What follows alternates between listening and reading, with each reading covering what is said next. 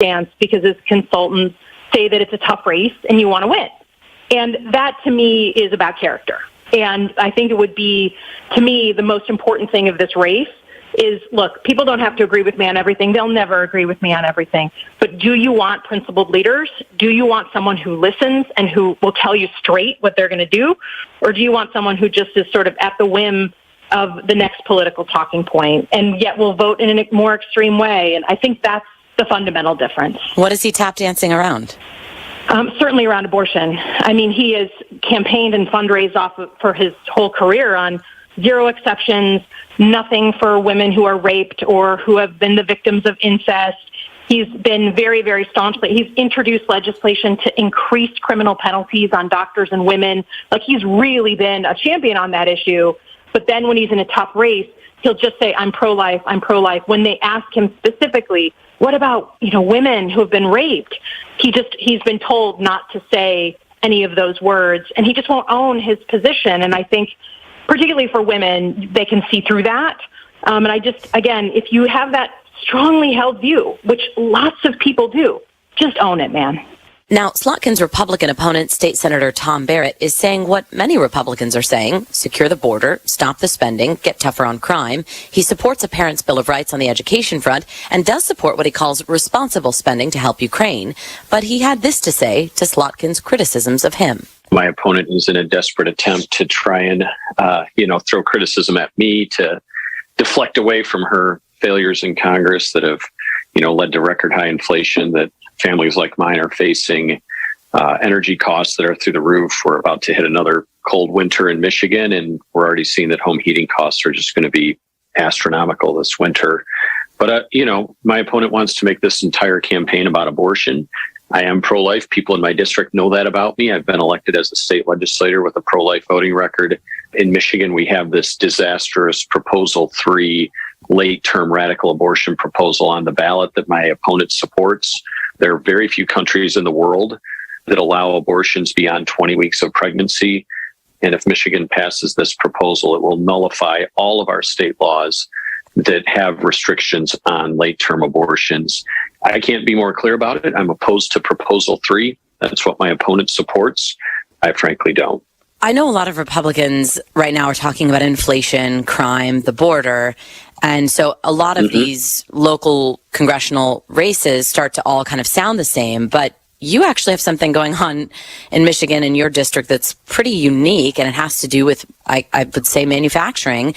You have gone after Congresswoman Slotkin on corporate incentives, tax incentives to get companies to produce in Michigan. I think I read that you called the backing of such incentives to GM for their battery cell plant in Lansing corporate welfare. I look at like Ohio and Intel and the CHIPS Act, and so I just want to ask you, what about corporate welfare? I mean, even some conservatives will tell you that, while government should be limited and small, you can still use the power of incentives and tax-related ones at that to push, an agenda. Why is that one of your criticisms? Yeah, well, it's not tax incentives. Tax incentives and having a competitive tax structure certainly is a conservative, viewpoint that I hold, along with, probably most or nearly all other conservatives. We have to have a competitive tax system. What they are actually attempting to do, and what my opponent has supported, is direct cash subsidies for private global corporations. And this money comes out of the back pocket of working families that are facing 40-year record high costs of living challenges, record high inflation, and fuel costs that have hit an all-time high. And families are struggling to pay the bills and just get by. And Alyssa Slotkin's answer to this is to take money from them that they pay in taxes. I remind people, these aren't voluntary. These are mandatory. And if you don't pay your taxes, you'll go to jail. And they take that money that they extract from people's wallet, working families, and they give it to these private global corporations. And the jobs are only required to last 6 months. They cost taxpayers 4 times more than the workers are going to actually receive in wages.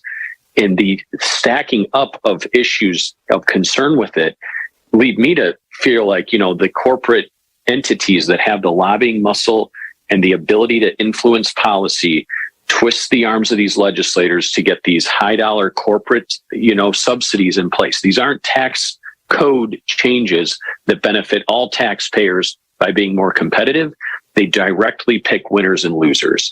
And they are done in a way that benefits those that, play along with the legislators and the executive branch that vote for them.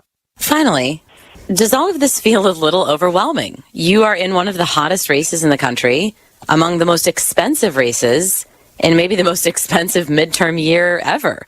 What's the pressure level like? Yeah, it is. There is a lot of pressure. There's a lot to, think about. My opponent, we're just a few weeks from this election, and she's on pace to spend $1 million a week attacking me over the final days of this campaign. There were a lot of reasons not to run for Congress. Family, responsibilities, the challenge of campaigning, the challenge of governing. But there was one reason to do it, which was that America's on the wrong track. And I can't look at my kids and say, America was on the wrong track and I didn't do anything to fix it when it mattered. I'm a working class conservative. And, I think that the voters of this district will see that. Despite the disparity of funding between myself and my opponent, I feel strongly that, come election day, that we'll win this seat. And our polling is neck and neck, despite the fact that my opponent has spent, well in excess of $10 million at this point. The total spending in this district is close to $30 million. We're hanging in there neck and neck right now, and I'm confident that we're going to win this thing in just a few more days. Michigan congressional Republican candidate Tom Barrett in the 7th. Thank you so much for joining us. Thank you. This is News Talk STL at 1019, 94.1 and NewstalkSTL.com.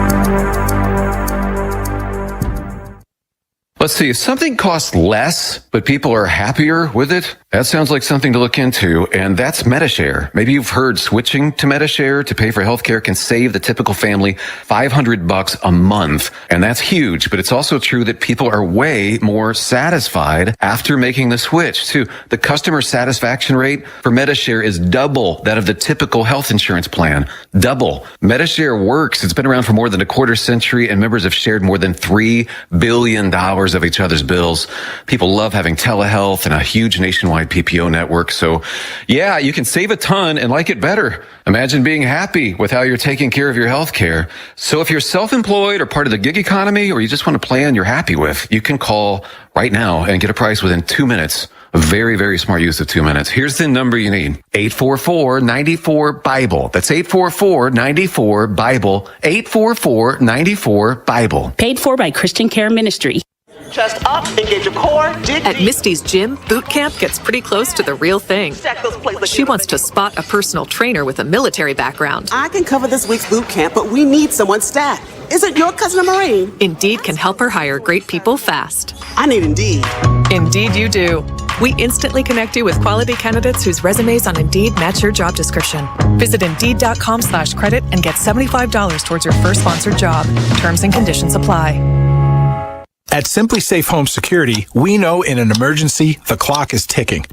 So we designed an advanced security system powered by live 24/7 professional monitoring agents who use Fast Protect technology exclusively from Simply Safe to capture video evidence and verify a threat. Then alert police so you get faster police response. Right now, get 40% off any new system. Visit simplysafe.com/holiday to save big today. There's no safe like Simply Safe. Columbo and Katie. Make sure you join us right at 2 p.m. on Friday because Katie is going to start the show with us for the first time since starting maternity leave, plus Gabe Pfeiffer and the weekend forecast from Steve Templeton at 2:45. Weekdays at 2 on Newstalk STL. The good and bad with home improvement projects. The good, you save a buck or two. The bad, Kevin, there's no hot water. so you move on to the car. Kevin, what's with the car? Good news, you can recover from these. Kevin! Well, most all of them. But when it comes to your retirement, a mistake can be devastating. Call Steve All and the All Financial Group. They've been helping folks plan for retirement for years. That's why they've been able to correct do-it-yourself problems before they're problems. Get your complimentary assessment of where you are now and look at some of the retirement boxes you haven't even thought of. Kevin! You can't YouTube your retirement. Call Steve today, 636-230-8824. That's 636-230-8824. Get more details at yourmoneymattersstl.com. Investment advisory services offered through All Financial Group, LLC, a registered investment advisor. Insurance and annuity products offered through Stephen All, Missouri license 8039738. Crime, corrupt public officials in City Hall, residents moving out of St. Louis City at a rapid pace, all due to the one-party rule that's damaging the city of St. Louis. Navy veteran Republican Robert Crump is running for State Representative District 82 to make a difference. Crump will use no-nonsense, just common sense, conservative solutions to solve our city's problems. On Election Day, make your vote count. Vote for Navy veteran Robert Crump for State Representative. Paid for by Citizens for Crump 2022, Mary Teresa McLean, Treasurer. Man, what a great party you're throwing here. This wasp nest is great. Yeah, man, we got about 70 wasps in here. Too bad we can't fit any more wasps in here. It looks like they're having fun outside, stinging all the kids. Oh, man, who just pulled up? Oh, no, it's the pest control company again with those green wheels. They seem to kill every one of my parties. This is Derek, the owner of All Solutions Pest Control. Give us a call today at 636-486-7888. Learn more about our special $67 offer. You can visit us online at allsolutionspestcontrol.com. If a pest-free home is your goal, call All Solutions Pest Control. News, analysis, opinion. None of us chose this war. He could pick a symbolic target. In the end, it comes down to, will he ever use it? This is News Talk STL. He's obviously acknowledging that he ordered those strikes. Proven once again that it is a terrorist state. North Korea threatens things that are very extreme. As far as Joe Biden, everything he touches turns into a disaster. News Talk STL at 1019, 94.1, and newstalkstl.com. Against Iowa. The best pregame, the best announcers, the biggest games. Big noon Saturday, Iowa, Ohio State. Saturday at noon Eastern on Fox.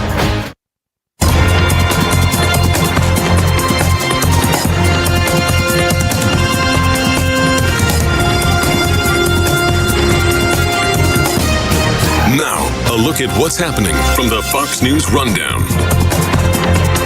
Good morning. It's Friday, October 21st. This is the Fox News Rundown. I'm Sue Guzman.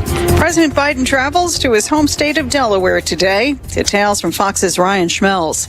President Joe Biden is returning to the state he has called home for decades to talk about student debt relief. The White House says the president will deliver remarks at Delaware State University in Dover, a historically black college where his former speechwriter Tony Allen is the chief executive officer. President Biden has encouraged those with student loans to start applying. Borrowers can receive up to $10,000 in debt relief, while Pell Grant recipients are able to receive up to $20,000. The administration is encouraging people to apply by November 15th. In Washington, Ryan Schmelz, Fox News. One of former President Trump's top aides set to be sentenced today for refusing to comply with a subpoena from the January 6th House Committee. Fox's Tanya J. Powers with that story. The Justice Department is seeking a 6-month prison term for Steve Bannon, a former top aide to former President Donald Trump. Prosecutors say Bannon should get a penalty harsher than the minimum of 1 month in jail and also wants Bannon to be fined $200,000. Bannon was found guilty by a jury of willfully disobeying a subpoena from the House Committee investigating the January 6th attack on the U.S. Capitol. The subpoena had asked Bannon to provide records and testimony about his knowledge of the effort to overturn the 2020 election results. Bannon's lawyers say he shouldn't spend any time behind bars and should only receive probation. Tanya J. Powers, Fox News. The man accused of killing 6 people and injuring dozens of others in last year's Waukesha Christmas parade attack continues to present his own case in Wisconsin. Fox's Jeff Manasso reports.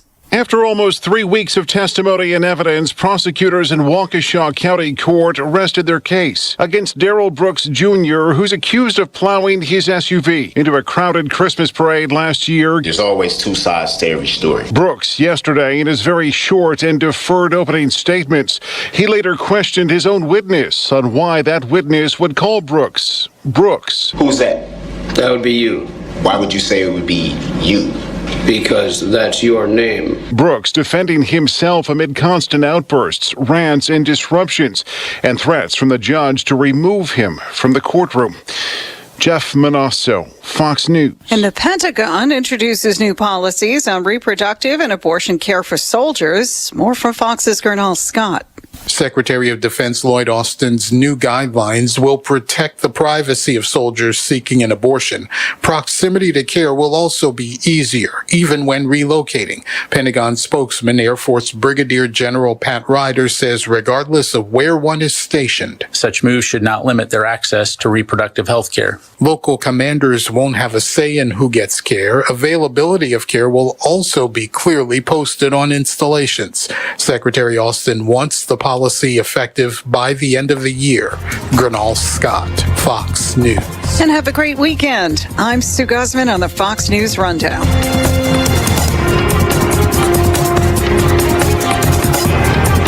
This is the Fox News Rundown.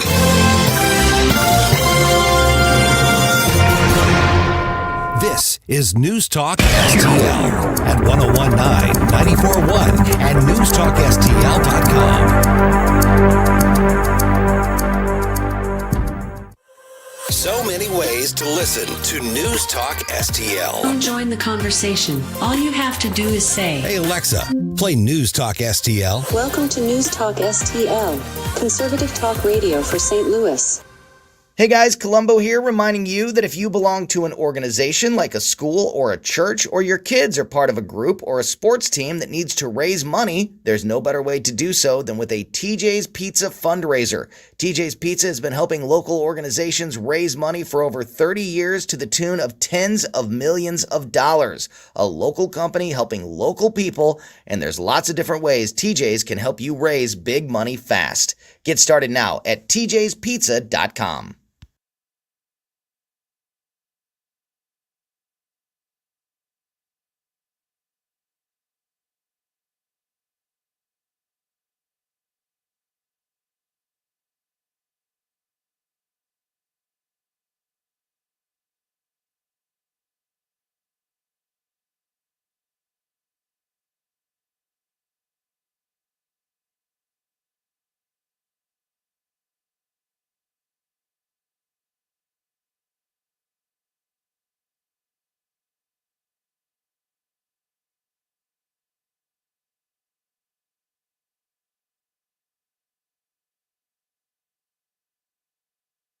Have you been floored? Not until you've gone to Michael's Flooring Outlet. They've been a locally owned and operated family business for more than 28 years. You want variety? Michael's has carpet, hardwood, laminate, ceramic tile, luxury vinyl, natural stone, and many other options. Save money and get quality at Michael's. Plus, your installation will be done right the first time when you hire the experts at Michael's. You can shop in store at one of their 3 convenient locations or shop from home. Check out everything that Michael's has to offer at igotfloored.com. Hi, this is David with House Sold Easy, and I buy houses cash. If you own a house and you want to sell it fast at a fair price, call me at 314-293-3000. I pay cash and close in as little as 3 days. I buy houses in any condition, any price range, and any location in St. Louis. I'm a private real estate investor who buys several houses a month, and I want to buy more. I buy inherited houses, divorce houses, behind in payment houses. I even buy my tenant won't pay me the rent houses. Do you own a house that is trashed and needs thousands of dollars in repairs? Great, because I love buying junk houses. I buy vacant houses, abandoned houses, condemned houses, and foreclosure houses. If you own a house and you want to sell it fast, call me at 314-293-3000. That's 314-293-3000. 314-293-3000. St. Louis's new choice for conservative talk. Listen to this noise coming out of the White House. Live and local. We need to get the message to people who are not being helped by Democrats. Ron DeSantis showed people the back of his hand. This is News Talk STL. Bill O'Reilly here, and I'm warming up. Stand by for the O'Reilly Update Morning Edition. But first, I'm excited to tell you about our new entertainment partner, Vidgo. V as in Victor, IDGO. Vidgo gives you the freedom to be entertained at a price you can afford. Vidgo has all my favorite live sports networks and a great choice of news programming. All of that starting at just $59 a month. You do deserve the freedom to be entertained at a price you and your family can afford. So please go to vidgo.com/Bill. On this Friday, to our credit, the No Spin News has avoided Kanye West. I have nothing against the entertainer, but he's not exactly a newsmaker. He's an attention seeker, a savvy marketer. So I find myself on Newsmax, Eric Bolling's show, to promote Killing the Legends, my new book. But Bolling is jazzed about Kanye. He wants to know what I think about Mr. West saying anti-Semitic things on the Fox News channel, words that were apparently edited out of the taped interview. Well, anti-Semitism is obviously bad and a proven pathway to violence, so I told Bolling I wouldn't interview Kanye West ever. And if he or anybody else said anything anti-Semitic, that would disqualify them from any airtime at all. It's my opinion only. I'm not calling for West to be canceled. I'm not criticizing FNC. But this was an easy call for me. I don't want to waste my audience's time. Again, Kanye West is a talented man, but discussing geopolitics with him seems like a fool's errand. And generalizing about ethnicities, any ethnicity, is beyond foolish. You don't do that. People are people. Groups are groups. You don't disparage groups of people. Again, it's ridiculous. Back after this. No question, there is a concerted effort to intimidate and silence conservative thinkers and replace our God-given individual liberty with big government controls. AMAC, the Association of Mature American Citizens, is the leading conservative advocacy and benefits organization in America. AMAC gives you access to exclusive benefits and all kinds of great content. Please stand with AMAC at amac.us. That's amac.us. That is the Morning O'Reilly Update. More analysis later on. From the NewstalkSTL Weather Center. I'm News 4 meteorologist Matt Chambers with your first alert forecast. The warming trend started on Thursday. It really kicks into gear on Friday and continues right through the weekend. We start your Friday in the 40s, mostly clear skies, frost-free, but up to 80 Friday afternoon under mostly sunny skies. Looks like lower 80s a pretty safe bet on Saturday and Sunday, too. A little breezy this weekend. Our next chance of rain is still up in the air a bit, but we'll be watching for it sometime in the Monday evening to Wednesday time frame. That's your first alert forecast. I'm meteorologist Matt Chambers.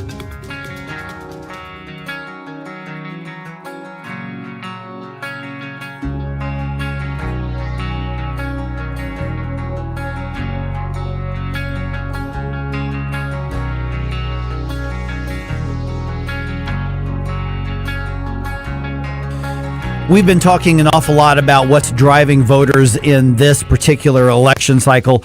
Obviously, the fact that some people are having trouble affording gas, and you think that's bad, wait until we get into December and January and your home heating bills start to hit you.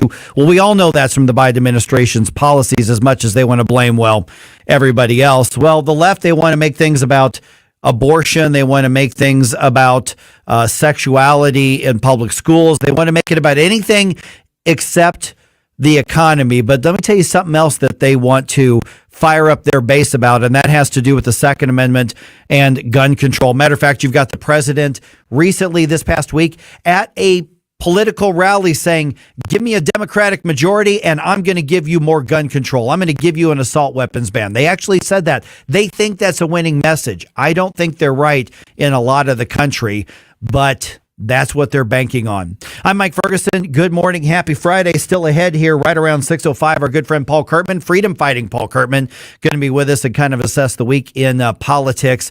And right now, though, we had a really good conversation with our friend Aaron Dorr from the American Firearms Association, and they are really active in a lot of these swing states right now, protecting Second Amendment rights by getting directly involved in the campaigns.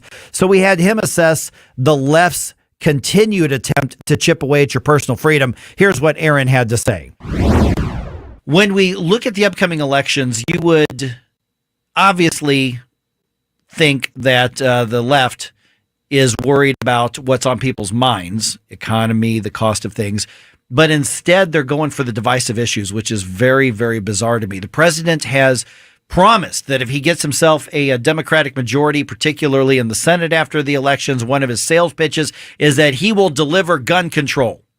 And I have no doubt that the Democrats would send him another gun control bill. Matter of fact, in Illinois, here in the News Talk STL listening area, Senator Tammy Duckworth, that's one of her key campaign issues. Assault weapons ban, more gun control. And she says that's one of the things that's going to get her reelected. Well, being in a blue state's going to get her reelected. The Supreme Court's ruled and made very clear what they think of the Second Amendment, that it means what it says.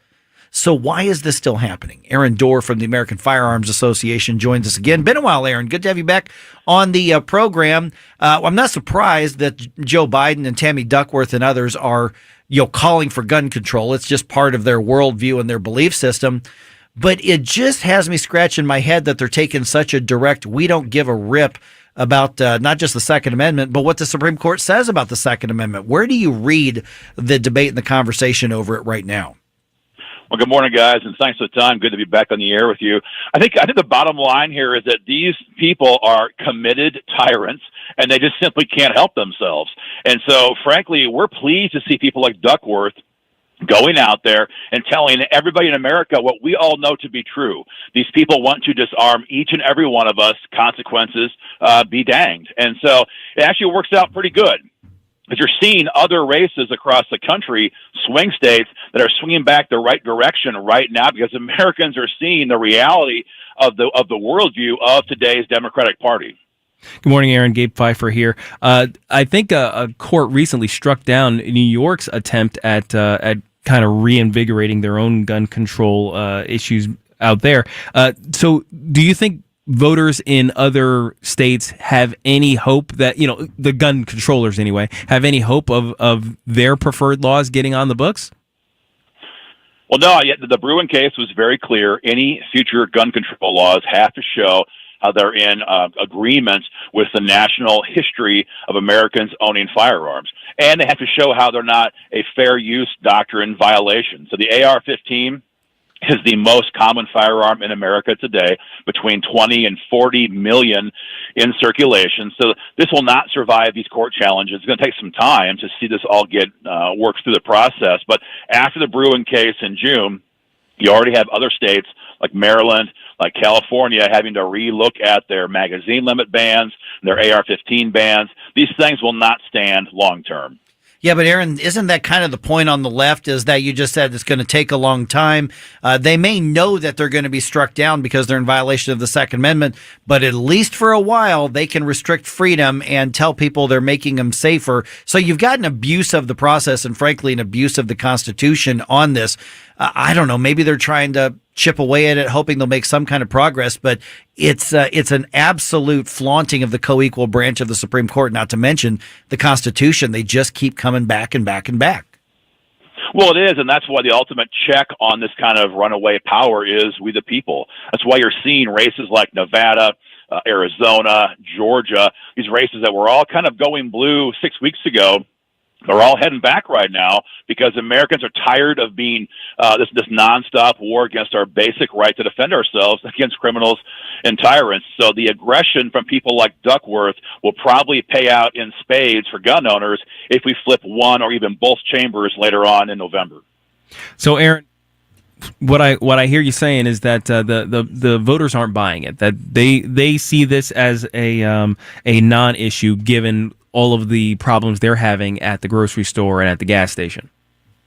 Well, it's an issue, all right. That's the whole point. They know what this means. If we don't send a message in November, more attacks like this, more attempts to disarm all of us, and that's why the numbers are swinging back so hard in so many swing states right now. These people are going to pay a price for trying to attack our gun rights so hard for the last 2 years. Yeah, I mean, when you look at the races, Illinois is pretty predictable. Missouri, pretty predictable. I think we know where we're at with those races. But you look at Nevada, you look at Ohio, you look at Pennsylvania, you look at Florida, or not Florida, but Georgia, rather. You look at all of these, the swing states that you keep bringing up, and I think that's crucial, Aaron. This isn't just about what happens in those states. The outcomes of those elections really could affect our defense of the Second Amendment and our personal freedoms across the country. Oh, of course. And I'm sure right now, if I'm Mark Kelly or Raphael Warnock, I'm telling Tammy Duckworth to shut your mouth, because all you're doing is reminding voters in our states about our radical ideas of taking away the AR-15 and all the rest of our modern firearms. So this is going to be a very impactful election. We'll wait and see what happens. The way it looks, they're probably going to lose the House for sure. The question is, what happens in the Senate? And if we see the gun vote turn out en masse, they may lose both chambers and reset the debate when it comes to gun control for the next 2 years. If that is the case, Aaron, what is the best outcome for the next 2 years when it comes to defending, I always, people like to say Second Amendment rights. To me, it's bigger than that. It's a human right. But if the Republicans are to reclaim control of the House and the Senate, what's the best case scenario as far as Second Amendment and gun and self-protection rights? Well, there's a variety of different ways to fight this fight. We have the courtroom side first, trying to enforce Bruin on the states and undo some of the current damage that's already been done. We also must see Republican leaders act like Republicans in D.C. and push for a national reciprocity law and push to undo the damage that was done for the last 2 years by the Biden administration. So they're going to have, the big challenge will be to make Kevin McCarthy and make McConnell actually act like Republicans if they have both chambers. That's going to be the battle going forward for the next 2 years if they get both chambers, which is not a foregone conclusion just yet. Yeah, we're visiting with Aaron Dorr from the American Firearms Association. Just a minute or two left, Aaron. And I think I've got more hope that Kevin McCarthy, at least for that first session, will be more of a backbone type of conservative Republican. McConnell, we know what we get with McConnell. But after the elections, obviously the elections are what's front and center right now. But after that, what do we need to be on the lookout for when it comes to the Second Amendment? Whether it's the Biden administration or any particular states or just anything on the left trying to chip away at that freedom? Well, if they get one or both chambers in D.C., the chances of them passing gun control obviously go down dramatically. So the question then is going to be, what more can Biden do through executive orders and trying to ban guns or gun rights or some part of our gun rights construct through executive orders? If they try and do that again, then it's going to be time to see the Republicans drag these bureaucracies like the ATF before their committees and begin to really push down on them with their power as committees and remind these bureaucrats who they actually work for, which is we the people. So it's going to be a multi-pronged approach for sure for the next couple of years. How confident are we that the Supreme Court that got the last couple rulings right is going to continue to get it right on these probably sooner rather than later future cases? Well, I think they're not going to be very happy. You mentioned New York, for example. So, the whole case from the last summer was about New York. New York has flaunted that times 100. They've passed a much worse gun control bill into law in New York in response to the Bruin decision. And that's not going to please the court. They sent a clear message. Here's the standard. Here's the guidelines. And so for these states who flaunt that and go right back beyond that line to do other things that are even worse, you're going to see, I think, quick responses from the courts when this gets in front of the bench. All right, Aaron Dorr from the American Firearms Association. You all are very aggressive in those swing states as well. Where do people get in touch and see what you're up to and how you're involved? Yeah, the full website is AmericanFirearmsAssociation.org, or you can join up today at joinafa.org. Hey, Aaron, good to talk to you again. Thanks a lot. Thanks, guys. Take care. Your news roundup is coming in just about 4 minutes, and then in about 12 or 13 minutes, the one and only Paul Kurtman going to be with us right here on 101.9 and 94.1 News Talk STL.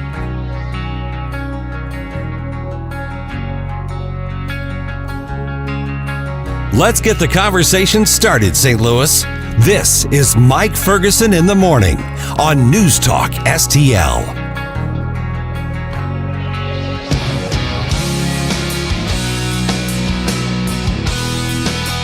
For podcast articles and more, find us on newstalkstl.com.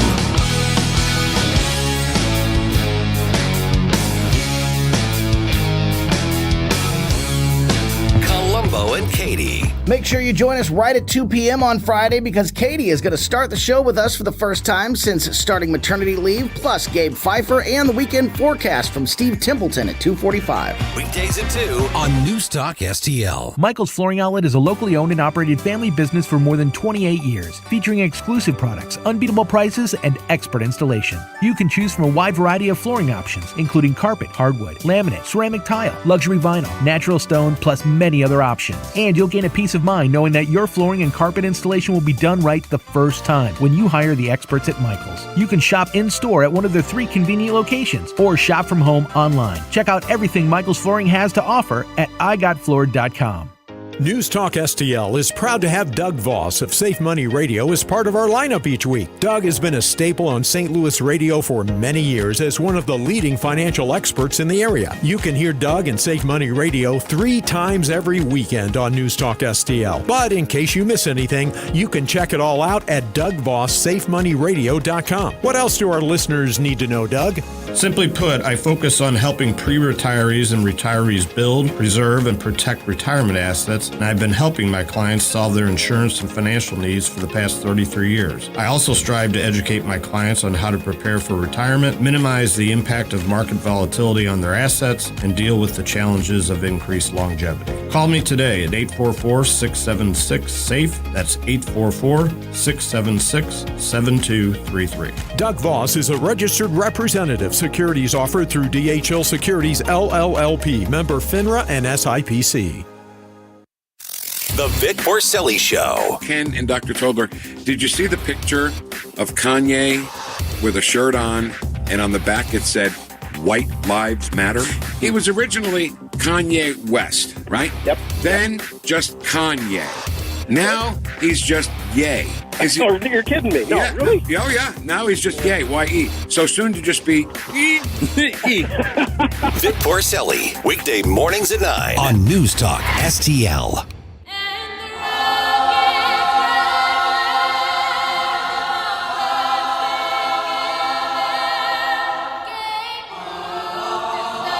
First Responders Children's Foundation takes care of the children and families the brave ones leave at home. Help us help them.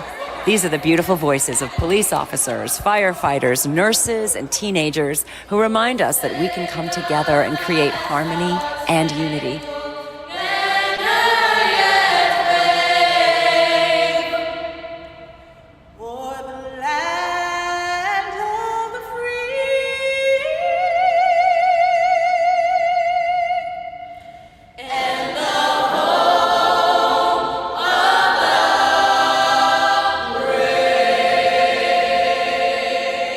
BRAVE to 24365 to learn how you can help your first responder community today. Conservative talk for St. Louis. It's your patriotic right and duty. The government needs to step up and do its job. This is Newstalk STL. It's well-balanced conversation. News, analysis, opinion.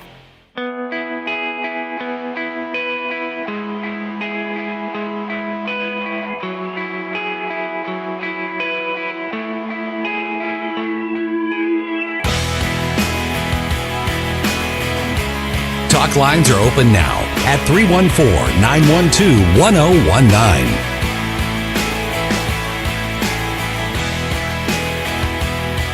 Having your first cup of coffee?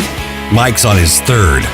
This is Mike Ferguson in the morning on Newstalk STL.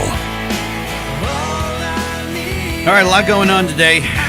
We're going to get to this in just a little bit here. CDC panel makes it official.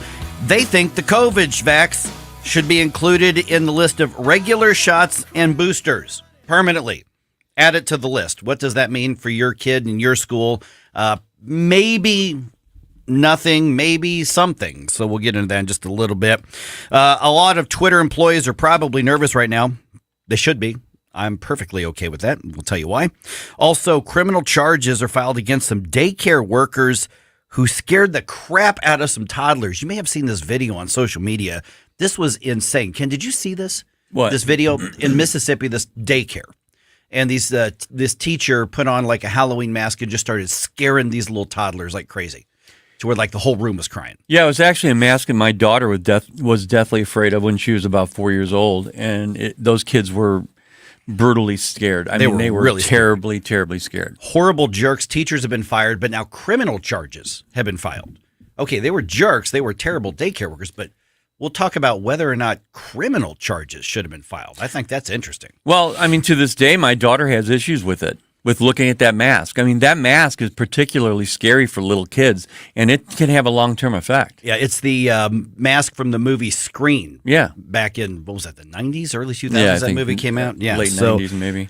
So I've got a response from one of the mothers, and we'll talk about that, whether or not that was an overreaction or whether that was the right reaction. It seemed to me on that video, though, that the lady was taking so much joy in scaring those kids. Yeah, they were laughing. It was ridiculous. That's the way they recorded themselves. So stupid. All right, proponents of President Biden's student loan forgiveness plan. They are cheering right now as two of the court challenges have been turned away. Fox News' Trace Gallagher has the story. Supreme Court Justice Amy Coney Barrett denied an emergency bid by a group of Wisconsin taxpayers to halt the plan. And a federal judge in St. Louis has now dismissed an effort by 6 Republican-led states to block it. The rejections come amid growing concerns about the program's viability and ability to contain potential fraud. And of course, that's between $10,000 and $20,000 just knocked off the bills. And who pays for that? Well, that would be the rest of us. Quick update to that Louisiana, Missouri police chief story. Investigators are now saying, I think what everybody was assuming is that fentanyl is the drug that was found in William Jones' apartment. He's the police chief of Louisiana, Missouri. They also say that his girlfriend also overdosed along with her 2 brothers in that apartment. One of the brothers died. Both the girlfriend and the police chief are still in jail. So what a horrible situation there.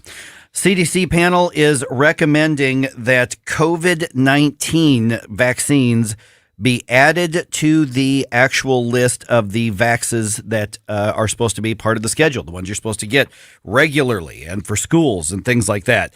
Fox News' Steve Harrigan has the story. The CDC's independent advisors voted to recommend adding COVID shots to the immunization schedule for children, which could potentially be a first step on the way to school vaccination mandates. It is up to each state to decide if a child has to be vaccinated to go to school. Some vaccines on the CDC schedule are already mandatory for students, such as measles, hepatitis, and polio. Others, like the flu shot, are recommended but not mandated. The vote comes one day after another unanimous decision to include COVID shots in the Vaccines for Children program, creating a safety net for the CDC to buy and provide vaccines for poor and uninsured children before the federal government ends COVID vaccine funding. Oh, I suspect people have thoughts on that. By the way, Missouri Governor Mike Parson tweeted out yesterday that he opposes adding the COVID vaccine to any mandates, to any requirements or the schedules of that. I think it's a huge mistake because if they do it, there are going to be a lot of parents saying, well, you know what, I'm going to another school or I'm homeschooling or something. Yeah, states generally make that decision, so we'll get the updates on that. That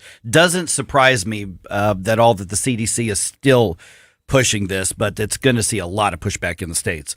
All right, now locally, we've been warned that home heating costs could go up around 10% this winter. Spire has said that, some others have said that. But now a federal agency says it could be upwards of a 28% increase for everybody who heats with natural gas.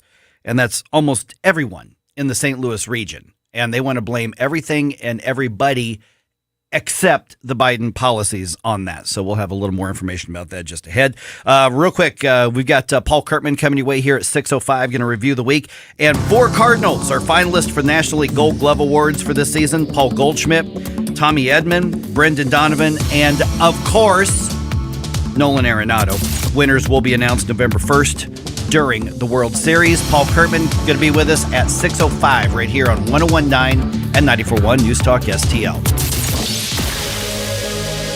Do you live in St. Charles County? Then you can get Mid-Rivers News Magazine delivered free to your home just by asking for it. Mid-Rivers News Magazine is the only print source for the political, school, business, and sports news happening in your hometown. Simply visit midriversnewsmagazine.com/subscribe to get a copy delivered to your mailbox. or pick up a free copy at all area Deerbergs and Schnuck stores. Mid-Rivers News Magazine. Anybody who wants it, gets it. Anybody who gets it, wants it. Subscribe for free today. When it comes to spending your tax dollars and teaching your kids, governments and school districts should be an open book.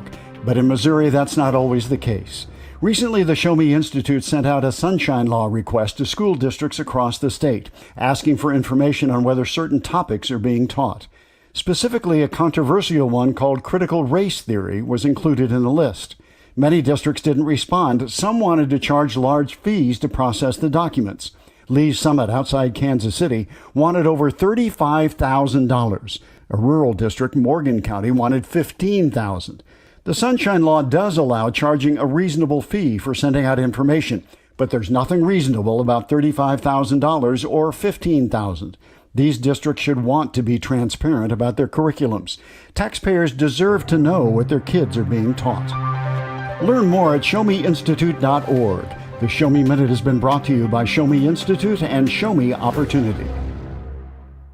KLGY HD3 Clayton, K270BW Bellefonte, KNBS Bowling Green. This is News Talk STL at 1019, 94.1, and always streaming at newstalkstl.com. This hour from townhall.com, I'm Jeremy House.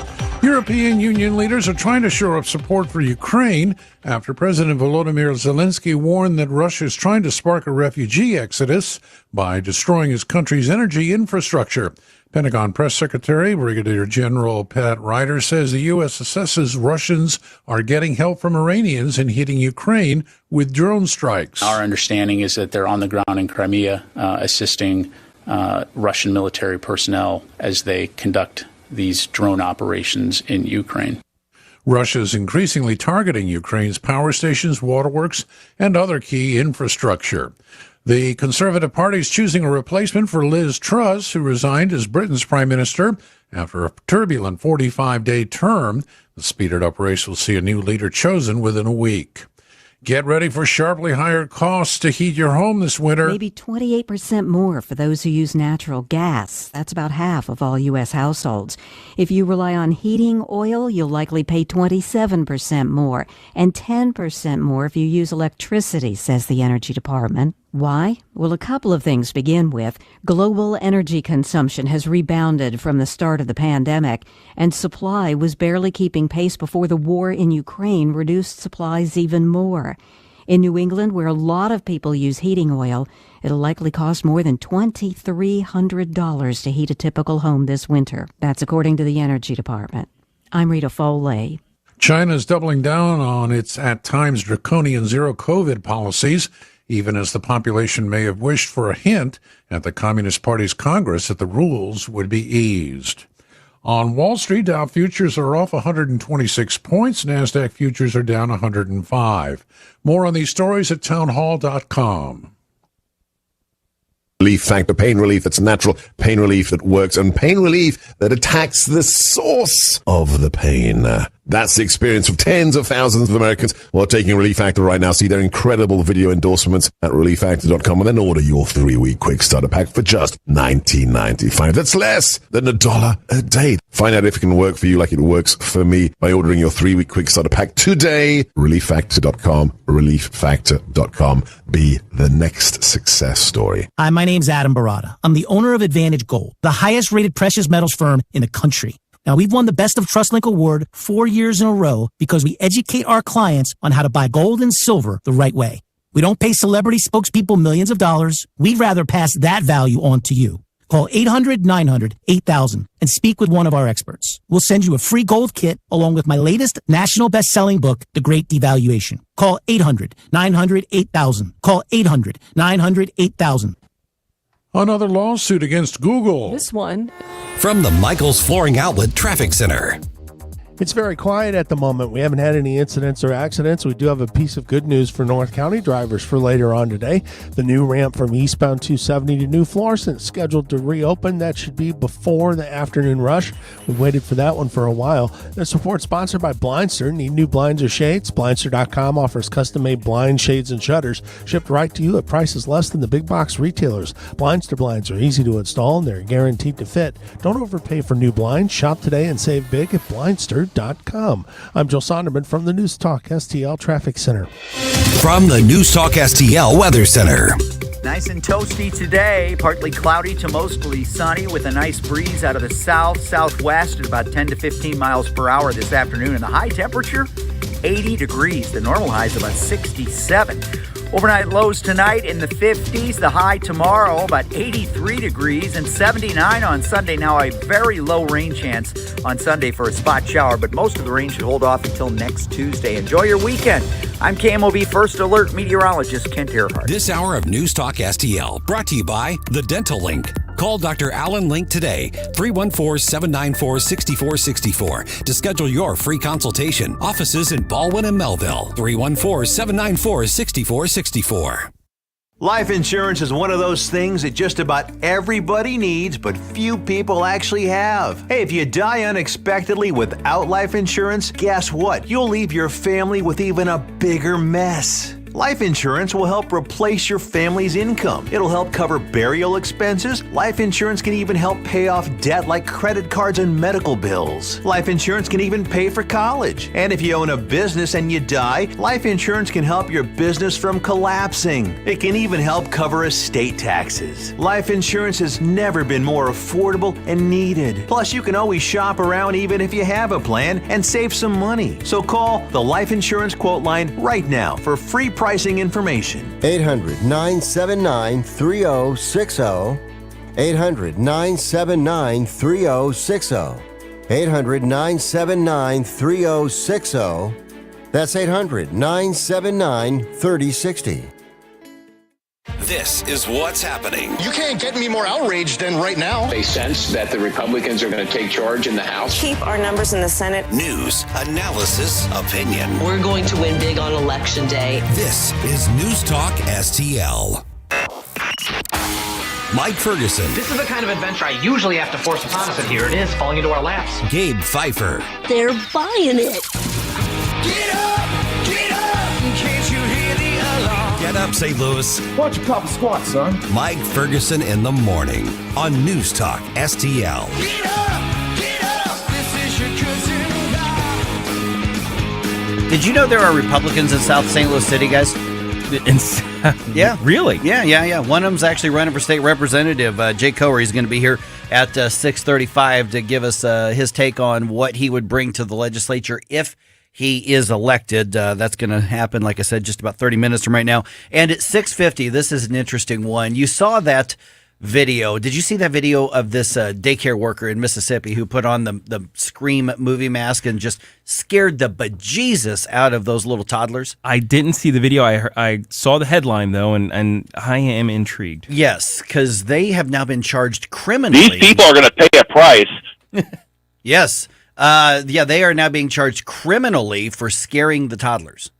Yikes. Yeah, interesting. So 650. I don't think any sane person is going to say, "Oh no, what they did was okay." Like, no, criminally. Yeah, I mean that may go a little too far. But then again, we're talking about toddlers. Little tiny toddlers. Yes, and they didn't quit till the whole room was crying, screaming. All right, so 6:50, we'll have that conversation. I'm Mike Ferguson, 6:07. Got Gabe here, got Ken here on this Friday, and now joined by our favorite freedom fighter. That would be Paul Kurtman, who you can hear every Saturday here on News Talk STL. Paul, first of all, good to talk to you again. Secondly, I want to tap into your perspective from being a veteran, from being in the military. The Department of Defense, the Pentagon, announces that they are setting up a fund that's essentially going to subsidize military personnel getting abortions.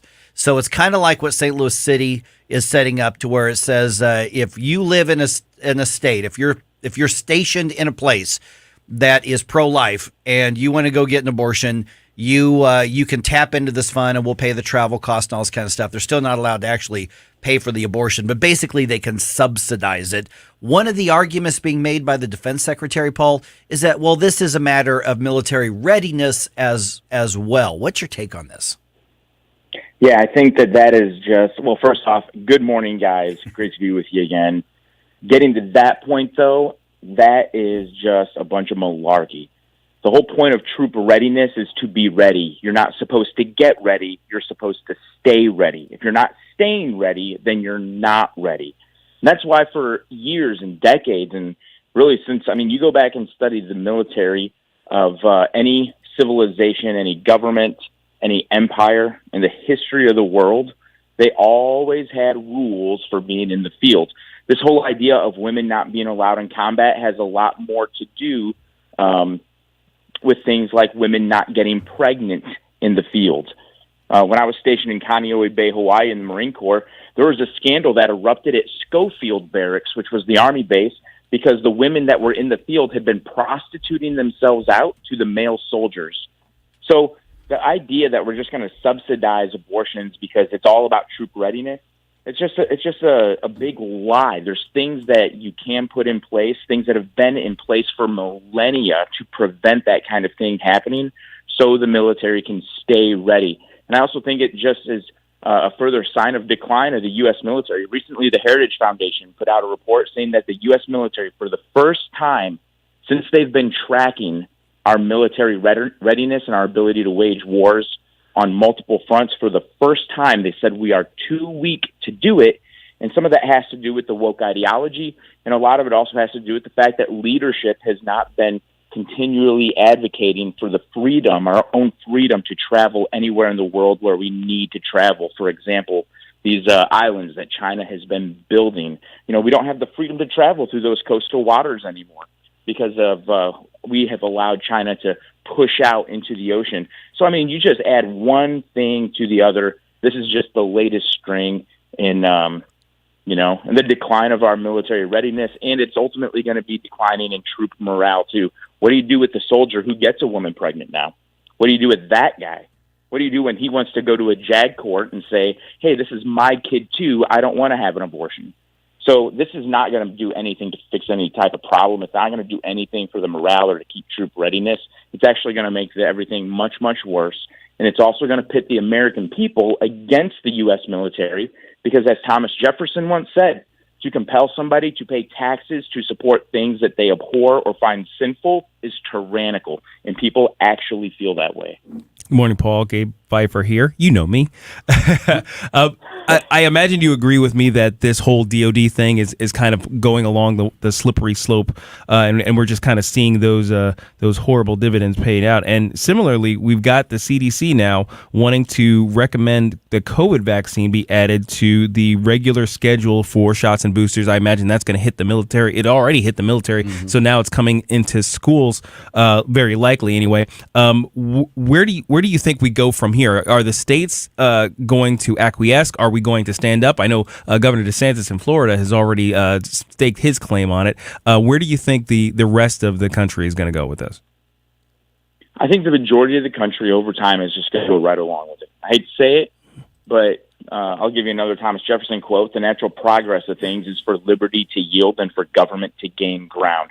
If that quote's not true, then I don't know what is.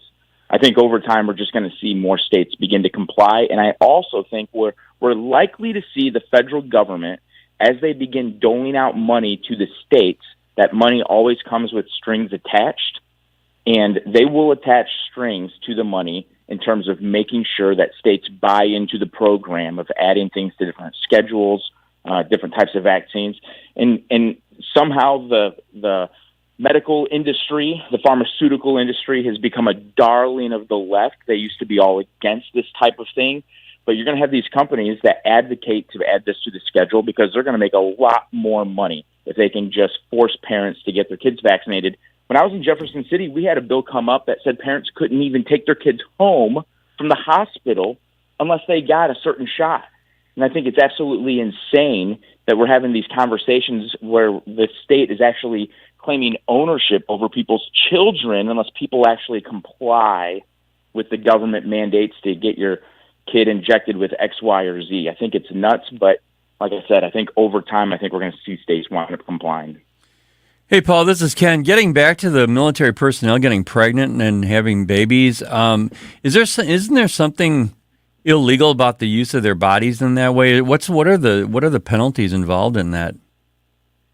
You know, I'm not really sure. So that would really be a matter of the Uniform Code of Military Justice. Inside the military, there's a whole separate justice system. So as long as a crime or anything illegal happens on base, as long as it's in violation of the Uniform Code of Military Justice, or what we would call the UCMJ, then that's going to be handled through a military court, through a military justice system. If it happened off base or involved civilians, then you kind of see the civilian government or the town government or state government be getting to get involved more. I'm not an expert on all of that, but I just had kind of a general idea of how that works. But usually what I remember from my experience when I was stationed in Hawaii, though, was everything just happened on base. Like all the justice, all the punishment, all the charges that were being filed, all of that happened within the military. And I also think that that's a problem, too, because here we're having issues that civilians have been dealing with. Now is going to be handled just within inside the UCMJ. And if we're talking about things like people getting pregnant or women getting pregnant, not people, women getting pregnant. Right. We're talking about women getting pregnant, or we're talking about, as was the case at Schofield Barracks, where some female soldiers were prostituting themselves out. Well, then you're going to have all kinds of things being charged, like cover-ups from the military because of sexual abuse. I mean, we've seen this kind of thing for decades. It's just going to make the whole situation worse. All right, we got the Paul Kurtman Show coming up on Saturday. What's in store for us? Oh, man. A little bit of straightforward analysis of the economy. We've seen a lot more in terms of inflation. There's a lot of conflicting reports, a lot of different economic variables. We have experts saying that we've reached the bottom of the market, and then we've got a lot of other people saying, no, this is going to unwind maybe for the next 2 years. So we're going to talk a little bit about that and some of the Biden administration policies that are just exacerbating the problem. Paul, the White House keeps saying our economy is in the best position ever to grow. I mean, I don't know what we're all worried about. The White House promises us that things are fine. Yeah, President Joe Biden just yesterday, well, not yesterday, but earlier this week, I think the quote was that the economy was, quote, strong as hell. Mm-hmm. And, of course, the American people, he would like for them to think that as we get closer to the midterms, because, you know, the only thing people have on their minds in terms of a hellish environment is probably how much they're paying for gas on their way to and from work. And he's trying to divert people away from that, trying to spin it and spin as many lies as he can. It takes a lot of boldness to think that you can spin lies right to the people who are suffering the most from your own policies, and they're feeling it in their wallet, which is the worst place to be feeling it. All right, Paul Kurtman, you can hear him every weekend, every Saturday right here on 101.9, 94.1 News Talk STL right at 12 noon. So be here. All right, Paul, good. Have a good weekend. Appreciate you being on the show. All right, thanks, guys. See you, Paul. All right, just ahead, a lot of Twitter employees are very nervous right now about their jobs, and frankly, they should be. 6:35, we've got Republican State Representative candidate Jake Coher, and then at 6:50 is scaring little kids a criminal offense. Yeah, that's actually happening in Mississippi. I'll tell you about it. Get your thoughts on it. Still ahead here on 101.9 and 94.1 News Talk STL. And all at once depart, no destination, making cold mind to fight your war. Stop it right now. Watch us on our live stream using Rumble, Facebook, and Twitter. I see your indifference. Stop it right now before you blow us all away. Get up, can't you hear the alarm? Get up, this is your cousin car. Get up, what are you waiting for? Get up. Get up, St. Louis. It's Mike Ferguson in the morning. Made in St. Louis, for St. Louis. It's News Talk STL. Give me more information. From the Michaels Flooring Outlet Traffic Center. It's already started for westbound 270 drivers. We've got a crash westbound 270 past New Halls Ferry. The center lane is closed. That's West 270 at New Halls Ferry center lane. It's our only crash so far, though. Their support sponsored by Blindster. Need new blinds or shades? Blindster.com offers custom-made blinds, shades, and shutters shipped right to you at prices less than the big box retailers. Blindster blinds are easy to install and they're guaranteed to fit. Don't overpay for new blinds. Shop today and save big at Blindster.com. I'm Joe Sonderman from the News Talk STL Traffic Center. Are you tired of hard chlorinated water drying your skin out, tasting bad, and ruining your fixtures? Jones Air and Water Treatment has a solution to this pollution. Our Hydratech H2O leaves you with great tasting, soft water at all fixtures in your home with one unit. Call Jones Air and Water at 636-899-1040 or visit us on the web at joneswater.com. You can be a filter or buy a filter. Jones Air and Water, 636-899-1040 or joneswater.com on the web. Call us now. Hey folks, here's great news for active aging seniors. The Kanega Watch, the only medical alert smartwatch with built-in fall detection. Yeah, the Kanega Watch is much different than the other guys. It's a stylish, discreet watch you can wear all the time. Get help through the watch in one of three ways. Your voice, pushing the watch's alert button, or have the fall detection connect you to a U.S.-based 24/7 monitoring center who'll speak to you through your watch and can send help to your GPS location nationwide. And get this, it can do that even if you're not responsive. This is true 24/7 peace of mind for you and those that love you. Order your Kanega Watch with a full refund 30-day trial period. Call now, 800-413-7152. 800-413-7152. 800-413-7152. That's 800-413-7152. I'm Susie Moore, and this is More to the Point. It's fashionable these days for Democrats, taking their cues from President Biden, to paint Republicans as fascists and the pro-life stance as extreme. But a quick review of the party's stances on abortion reveals which of the two is actually extreme. Republicans have been pro-life and thus anti-abortion for decades. Until recently, quite a few Democrats were pro-life as well. This is no longer acceptable according to Democratic leaders, though, and they've gone from advocating for abortion to be safe, legal, and rare to championing it right up until the moment of birth, something that polling shows very few Americans of either political stripe support. In fact, a recent poll for National Review showed that 57% of respondents thought allowing abortion for any reason until birth was more extreme than restricting abortion to cases of rape, incest, or life of the mother, while only 29% thought the reverse. That's a 2-to-1 difference. Granted, from a truly and consistently pro-life perspective, rape and incest shouldn't qualify as exceptions. Yet, how many pro-abortion Democrats, if offered those exceptions as a compromise, would agree to accept them? I've yet to see any who would, while many Republicans do favor such exceptions. So tell me again, who are the extremists? Susie Moore is Deputy Managing Editor for RedState.com. For more to the point and everything Susie Moore, log on to RedState.com. Follow Susie on Twitter at SmoozyQ and keep listening to 101.9 and 94.1 News Talk STL. Listen anytime. It happens anywhere. Anywhere. Everywhere. Every day continues to bring more news with the News Talk STL app. Keep St. Louis's home for conservative talk with you wherever you go. Download the News Talk STL app in the App Store or at newstalkstl.com. This hour of Mike Ferguson in the Morning is brought to you by Stifel. Request a portfolio review from your Stifel financial advisor at stifel.com. That's STIFEL.com.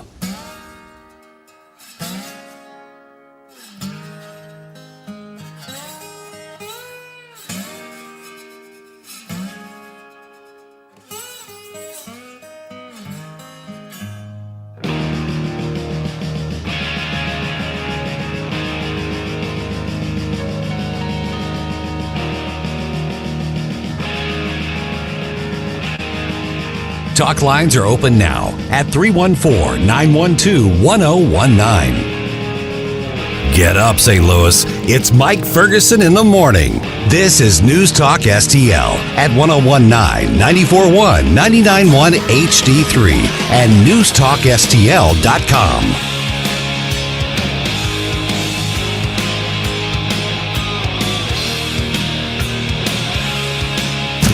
America's talking to Fox News. The most magical place on earth could soon be the most expensive. People react to Disney's newest price increase for theme park tickets. I'm coming every year, so I have my two children. It's a little hard coming, but I got a little sacrifice for coming. That one is fine. You pay the extra few $100 to get bumped up into the fast lines, and those are sometimes still an hour. And it's like, what do you get, like 5 rides a day? Additional add-ons, but yeah, it's worth it, you know. It is expensive. I know yesterday we were going to do the lightning lanes, and we're like, oh dang, we could do a Cars ride for like way faster, but you have to add an extra $18 on top of it. Don't go as off because it's really expensive. But I mean, you plan for it and you go. It's Disneyland. Everything costs more, no matter where you are. Things we like best are the apps on your phone, the things that can get you in line without standing in line. They shouldn't raise the prices that much, because people love the place and they want to come more often.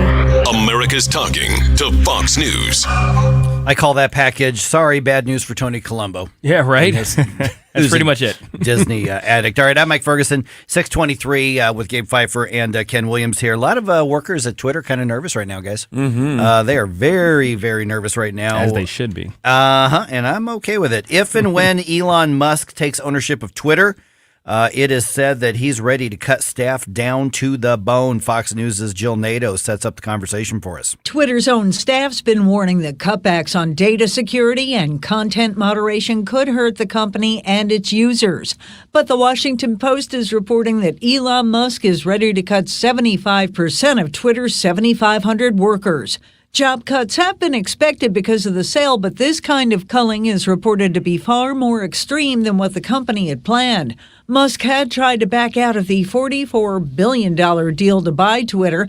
Then the company's board sued. Then Musk reversed course, saying he's ready to go through with it. Jill Nato, Fox News. I'm totally okay with this. I mean, this sounds like it's going to be chaos.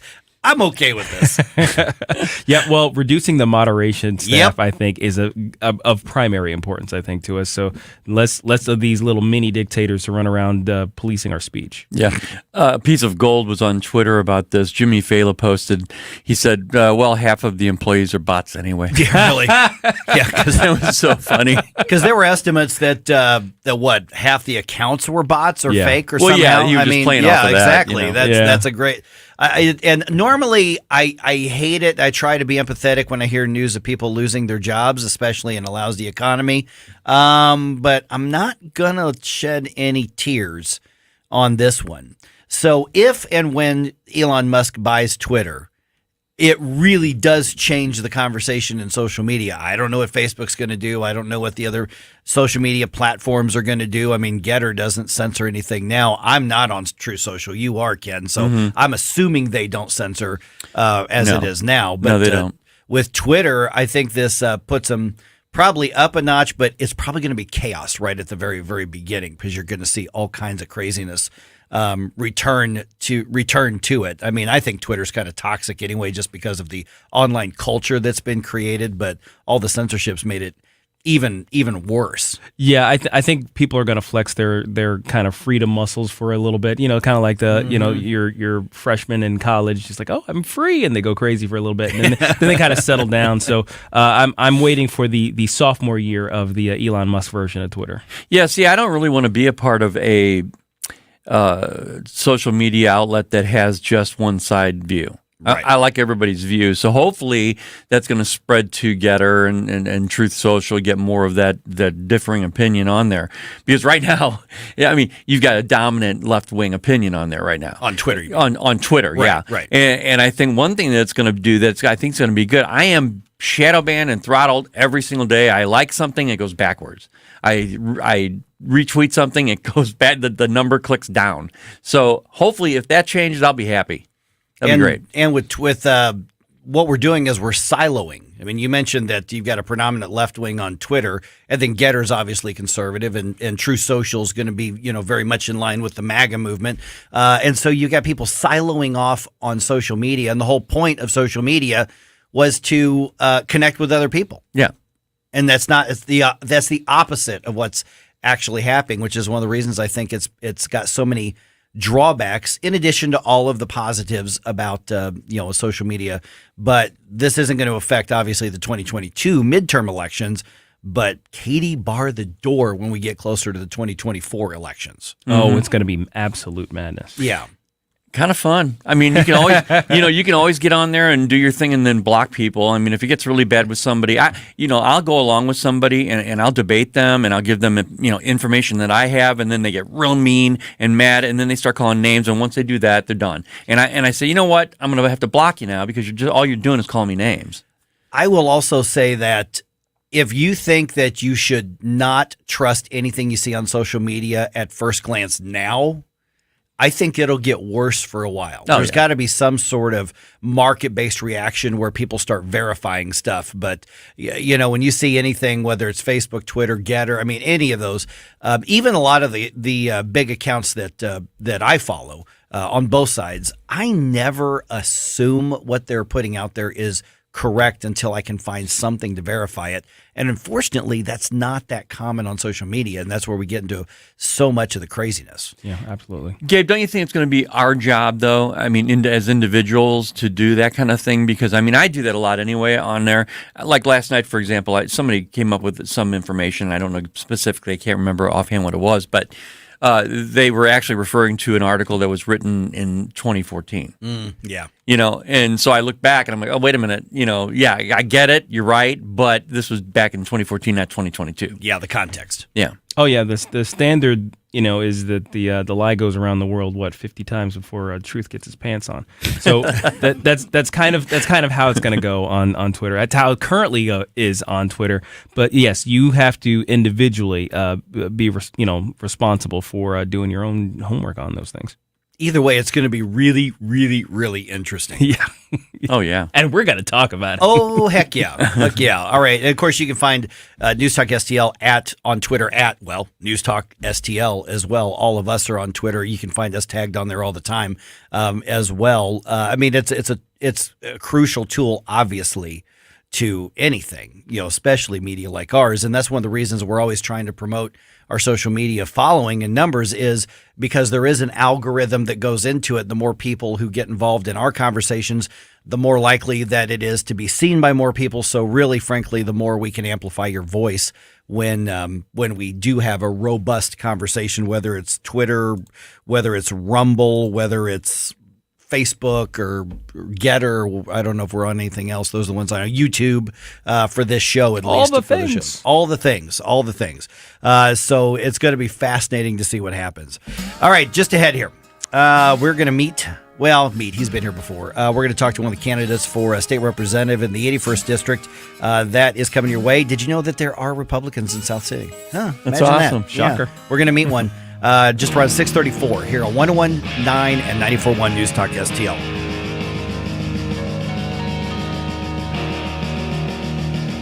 Watch us on our live stream using Rumble, Facebook, and Twitter.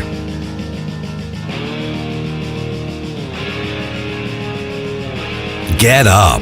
It's Mike Ferguson in the morning. This is News Talk STL at 101.9, 94.1, 99.1 HD3 and NewstalkSTL.com.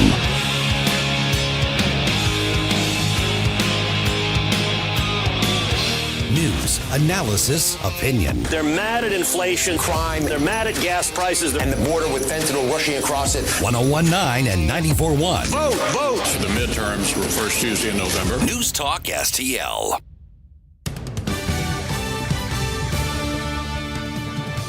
From the News Talk STL newsroom, I'm Joey Vasovich. Senator Josh Hawley is calling for a swift federal response to reports of radiation contamination that prompted officials to indefinitely close Jana Elementary School in Florissant. Hawley asked President Biden to declare a federal emergency to free up additional funds to complete the cleanup and for the federal government to build a new school for affected students if the current building can't be made safe immediately.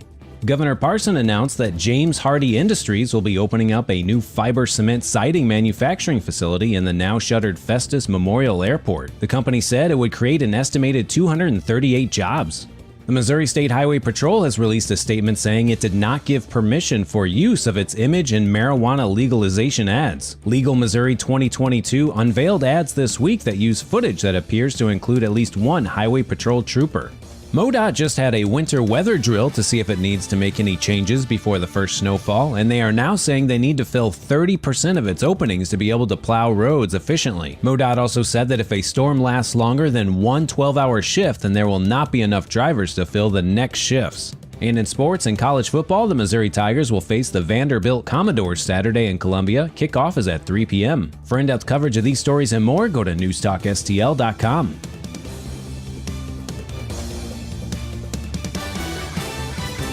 From the Michaels Flooring Outlet Traffic Center.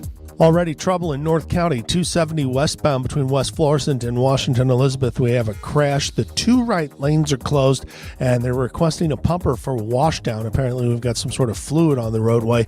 So traffic is jammed back approaching Old Halls Ferry. That's westbound 270 between West Florissant and Washington Elizabeth. The crash already this morning. This report sponsored by Blindster. For new blinds or shades, it's Blindster.com. Custom-made blinds, shades, and shutters shipped right to you at prices lower than the big box retailers. Blindster blinds are easy to install. They're guaranteed to fit. Don't overpay for new blinds. Shop today and save big at Blindster.com. I'm Joe Sonderman. That's your latest from the News Talk STL Traffic Center. From the News Talk STL Weather Center. Nice and toasty today, partly cloudy to mostly sunny with a nice breeze out of the southwest at about 10 to 15 miles per hour this afternoon. And the high temperature, 80 degrees. The normal high is about 67. Overnight lows tonight in the 50s. The high tomorrow about 83 degrees and 79 on Sunday. Now a very low rain chance on Sunday for a spot shower, but most of the rain should hold off until next Tuesday. Enjoy your weekend. I'm KMOV First Alert meteorologist Kent Earhart.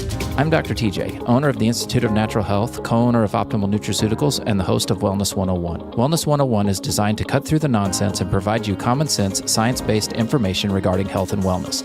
On the show, we discuss topics like thyroid health, gut health, hormone optimization, and many others. Our show airs Saturdays at 10 a.m. and 2 p.m. and Sundays at 11 a.m. and 3 p.m. right here on News Talk STL. For more information, visit us at inhstl.com.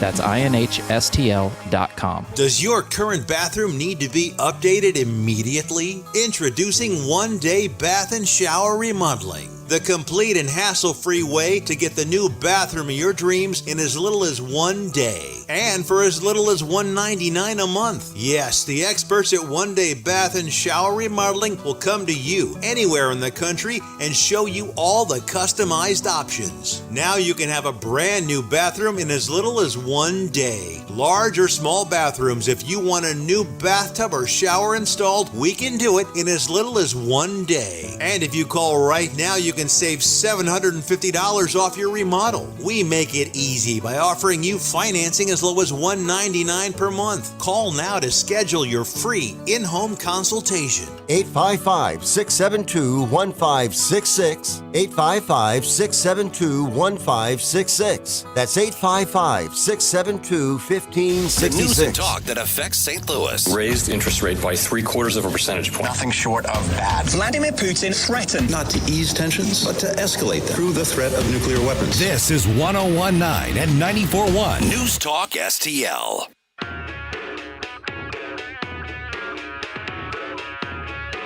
Talk lines are open now at 314-912-1019. We give you news, analysis, opinion, and more. Only on News Talk STL. Mike Ferguson in the morning.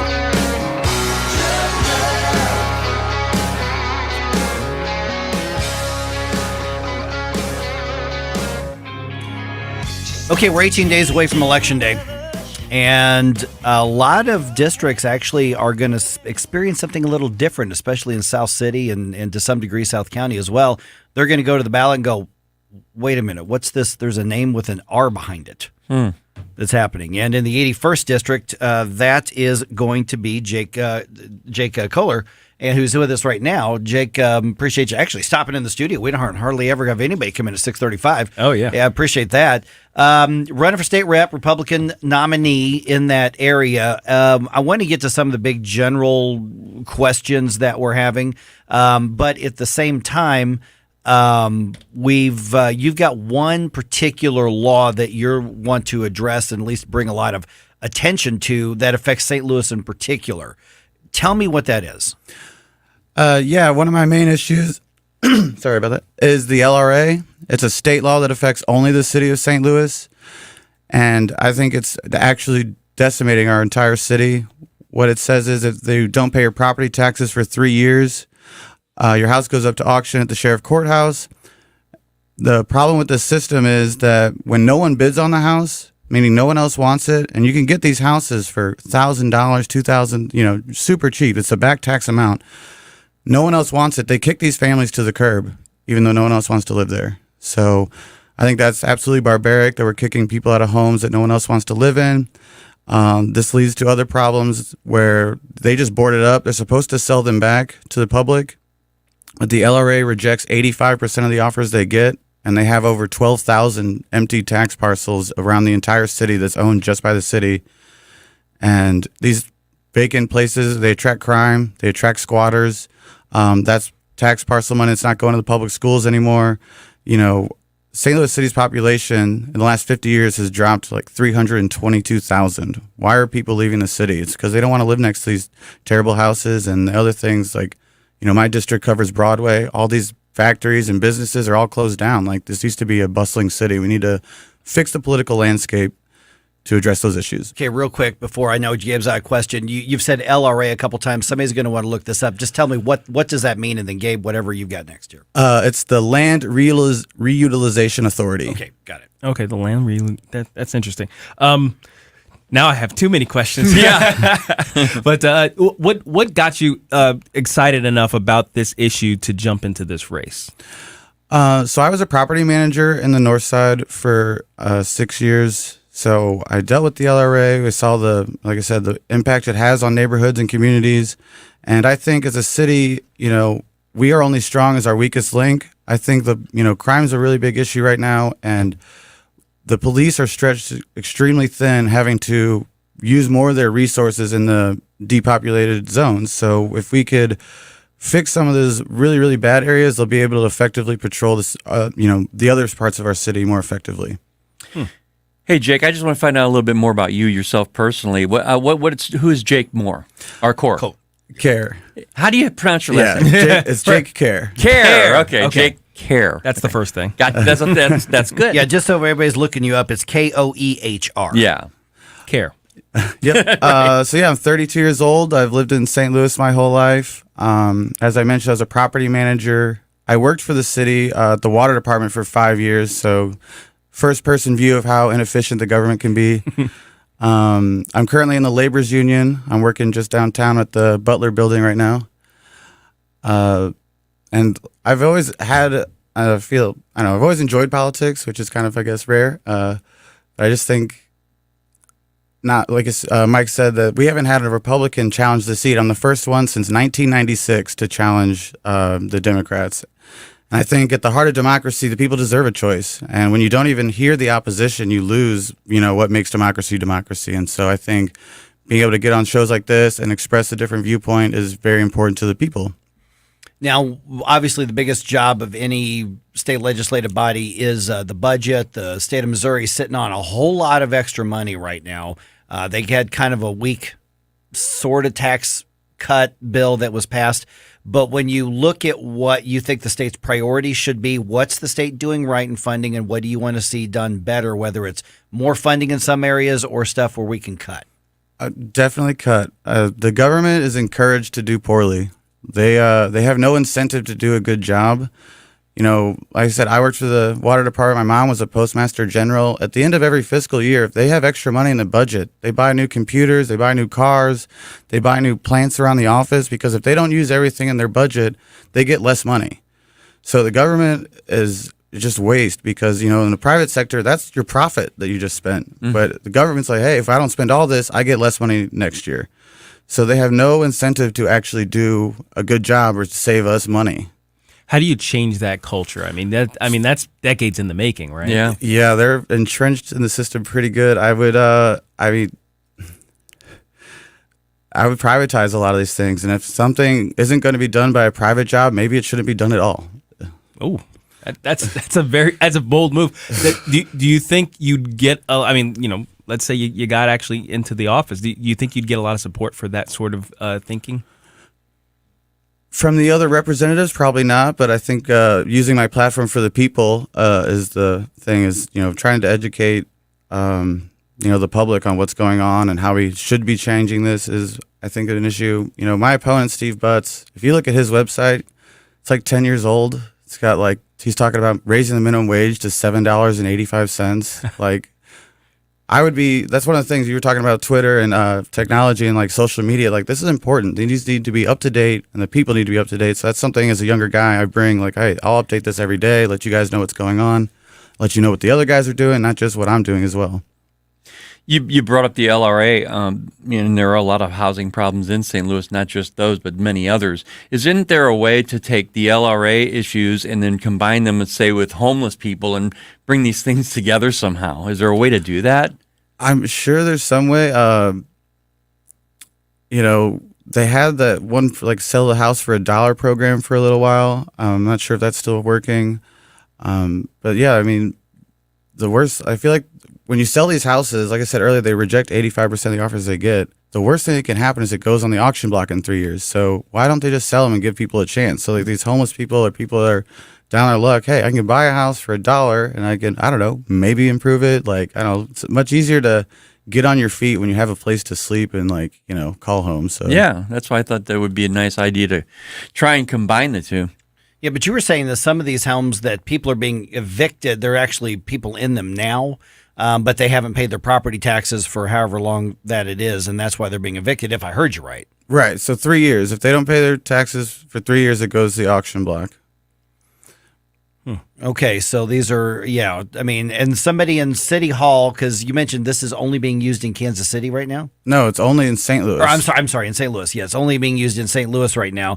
It doesn't apply to Kansas City at all. It's a state law that's directed at St. Louis. I think it's one of those things where if Kansas City wanted to enact it, they could. Okay. But it only affects St. Louis City because we're the only one that chose to do it. I think there's only 3 cities in the country that actually have a system like this. Okay, so somebody in City Hall is going to say, but if we don't have an enforcement mechanism, people aren't going to pay property taxes. Now, first of all, I've said I think property taxes are maybe the most immoral way for a government to tax people, but they're going to argue we got to have that funds, we got to do schools, and we got to do all these other things, and if they're not paying, then we need to be able to enforce it. And we're running out of time, but what's the counter to that argument that says, well, you have to have something to make people pay the property taxes?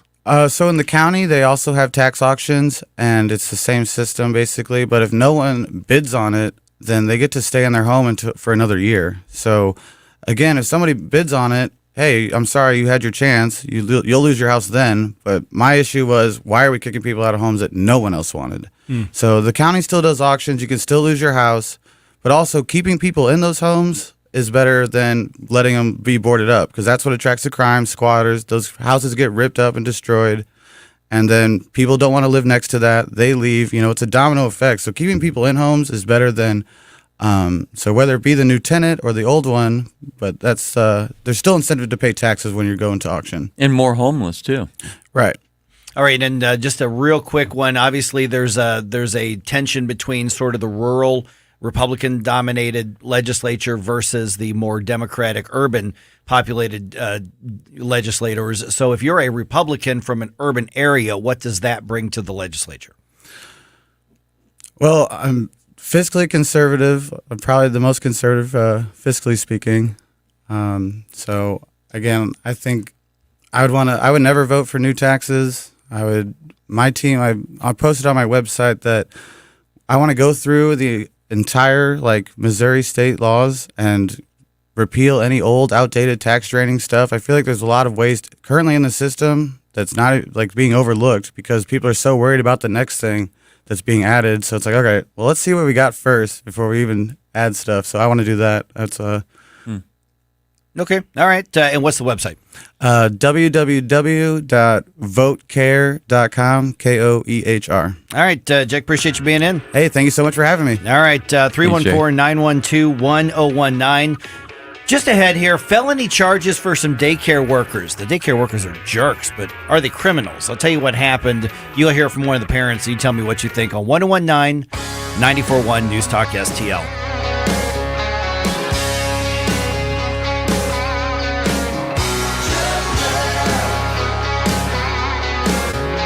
Watch us on our live stream using Rumble, Facebook, and Twitter.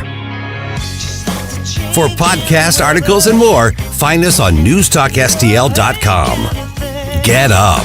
It's Mike Ferguson in the morning, made in St. Louis for St. Louis. It's News Talk STL. From the Michaels Flooring Outlet Traffic Center. Here we go again. Already a busy morning. 270 westbound at West Florissant. A crash blocking the two right lanes. Heavy delays back to 367. Add at least 15 minutes to your commute there. 55 northbound to Butler Hill. We've got a crash. Looks like it's the center lanes that are affected there. That traffic's already at a stop back to about Merrimack Bottom, so allow extra time there as well. This support sponsored by Blindster. Need new blinds or shades? Blindster.com offers custom-made blinds, shades, and shutters shipped right to you and at prices less than the big box retailers. Blindster blinds are easy to install and they're guaranteed to fit. Don't overpay for new blinds. Shop today and save big at Blindster.com. Joe Sonderman from the News Talk STL Traffic Center. Tim Jones and Chris Arps in the afternoon. Friday, Chris Stell and I will speak with Zach Smith at 425, Dr. Aaron Hedlund on Biden inflation at 505. Tim Jones and Chris Arps. Weekdays at 3:30 on News Talk STL. Hi, I'm Dr. Alan Link. Your smile is your number one asset. I was in a car accident. My front tooth cracked. I'm definitely embarrassed to smile. I got mini dental implants. It changed my life. If you are missing one or more teeth or suffer from loose dentures, mini dental implants might be the solution for you. I have placed mini implants with amazing results. Mini dental implants are less invasive, less painful, and your recovery time is much shorter. Let me give you your self-confidence back and give you the ability to eat the foods that you love to eat, but that you simply can't at this point. Plus, best of all, the cost to you is much less than with older, more traditional dental implants. It made me feel like me. Like I can smile and feel like Ashley. Just want to say thank you. We are here to help you at the Dental Link. Call Dr. Alan Link today at 314-794-6464 to schedule your free consultation. Offices in Baldwin and Melville. That's the Dental Link at 314-794-6464. Tim Jones and Chris Arps in the afternoon. Senator Jim Talent. We live in an age where saying common sense things is considered to be controversial or even revolutionary. Like, we need oil and gas. Yeah, I think we do.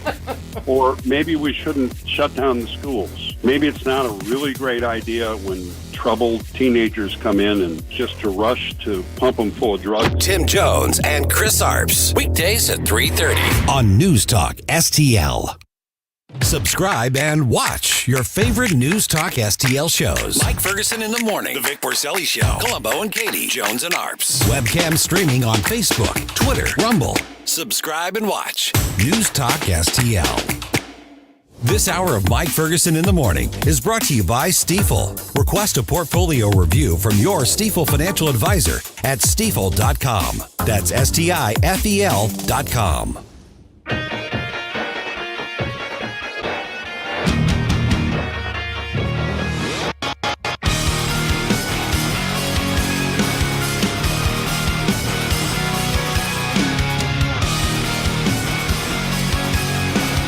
Talk lines are open now at 314-912-1019. I'm just a step away. I'm just a breath away. This is Mike Ferguson in the Morning on News Talk STL. I am just a man, not superhuman. Speaking of local elections, we've got our good friend Senator Bob Anders going to be with us reviewing and kind of assessing some of these local ones. Also, we're going to talk about how it's so important to not go to sleep on these things, not take these things for granted. So we'll talk to him at 7:05. It is 6:51 right now. I'm Mike Ferguson with Gabe Pfeiffer and Ken Williams. Did you guys see this video that kind of went all over the social media circles and everything? This is in Hamilton, Mississippi, where there's a daycare. We're talking toddlers here. I mean, we're talking little ones.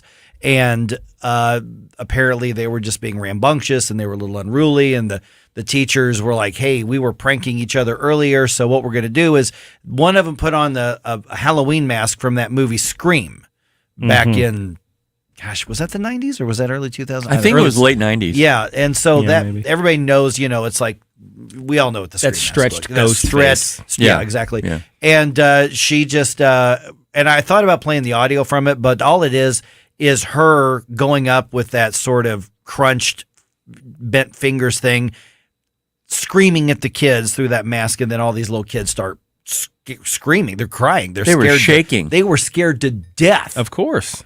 And so 4 or 5 of the teachers at the daycare, or if they call them teachers, they're a daycare, they're toddlers. Caretakers. Caretakers, whatever they are.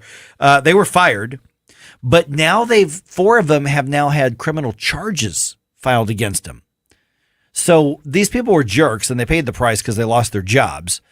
These toddlers were scared. I don't know how much a toddler is going to retain as far as, having a long-term impact on them. But should there be criminal charges against somebody who was an absolute jerk in there? I mean, and if I were a parent and that video, because they actually recorded this woman doing this, and she went around to every kid until like the entire room was screaming and crying, which is why I didn't play the audio, because it's 6:53 in the morning and all you've got is her screaming and then a bunch of kids screaming, and that's all that it is. And I'm like, I couldn't take listening to that for more than a few seconds. Don't do that to us. Hard to watch. Yeah, it's hard to watch. If I'm a parent, I'm in somebody's face and I'm livid. Absolutely.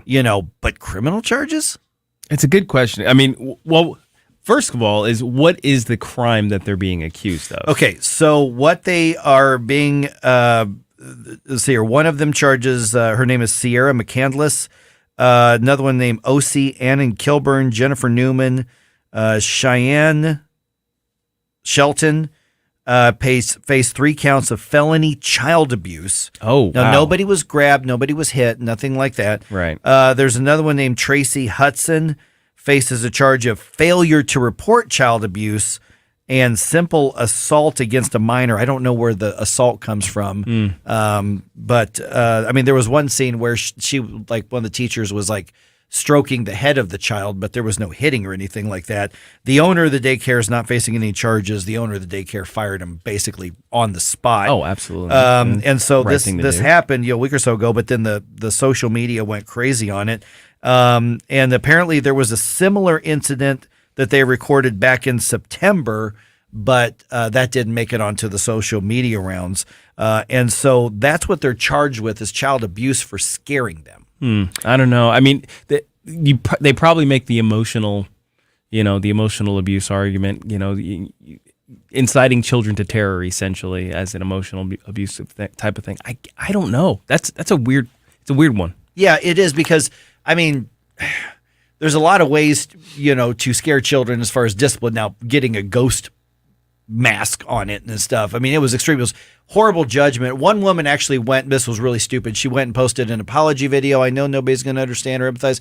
I'm never going to work in childcare again. And she admitted to everything she did and put it on social media. I'm like, there are criminal charges against you. You just provided evidence that confirmed everything they just accused you of. So yeah, you have to plead guilty now. Yeah. Abusing children, though, is more than just physical. I mean, these kids, the video that I saw, I'll tell you, I got to empathize with parents of these children. These kids, there could be some long-term psychological effects done to these kids, not because they came into a room and went, boo. That's not what I'm talking about. But what they did was they went room to room. There were kids that were sitting in a room, 4 kids that I remember, in the back of the room, knowing that they're going to be coming through the door any minute. Mm-hmm. And they showed the video, the lady showed the video watching just the kids. They were completely beside themselves, scared. Then when that door slowly opened and that face came in, they were... I don't even know. They lost it. I can't even explain the terror that they probably went through as kids. They're just kids. Yeah. So, I mean, yeah, there is an argument. There's an argument for that. This is Caitlin Johnson, who's a parent of one of those kids. I was in complete shock of what I witnessed. Whether they had a mask on or the mask off, their behavior was unacceptable. My blood pressure was raised. It broke my heart for my child. I was angry. I hope you're enjoying jail, and I hope you realize what you've done is serious.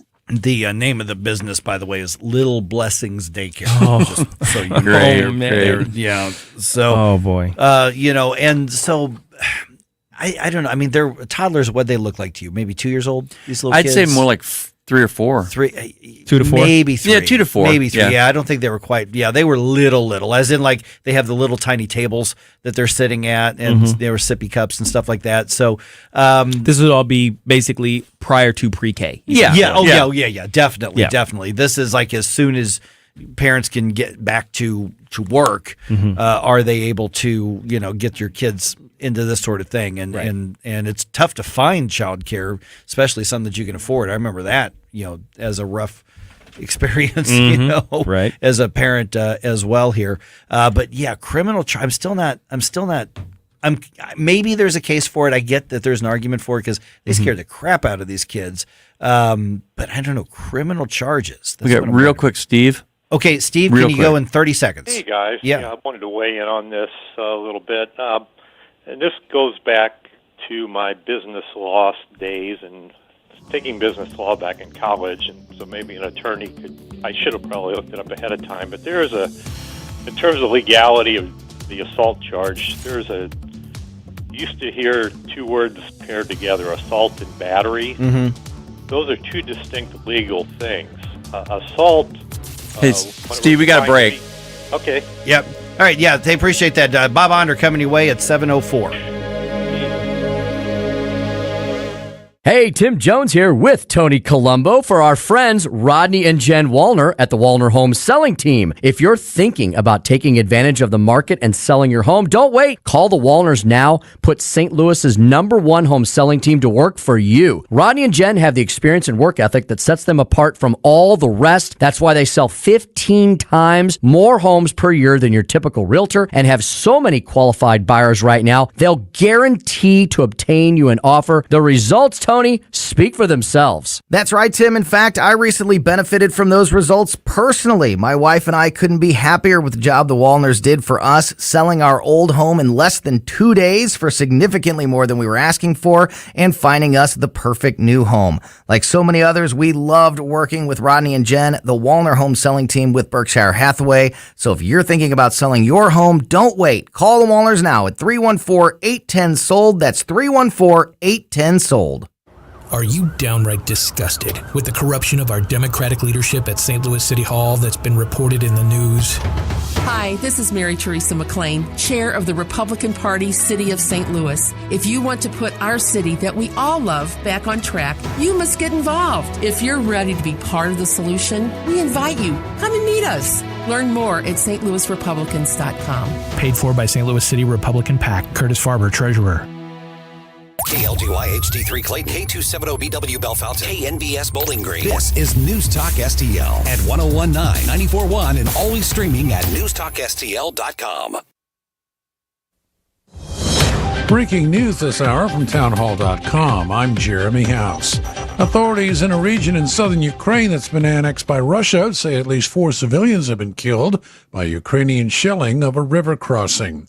Russia is threatening to revive old nuclear fears in Central Europe. Fighting around Ukraine's nuclear power installations and Russia's threats to use nuclear weapons have reawakened nuclear fears in Europe. This is especially felt in countries like Poland and Romania, which border Ukraine and would be particularly vulnerable in case of a radiological disaster. Poland recently drew up a plan to distribute tablets offering some protection from radiation exposure and is carrying out an inventory of the shelters it has to protect its civilian population. The period of peace that followed the collapse of the Soviet Union has lulled governments into neglecting their civil protection plans. I'm Charles de la Tesma.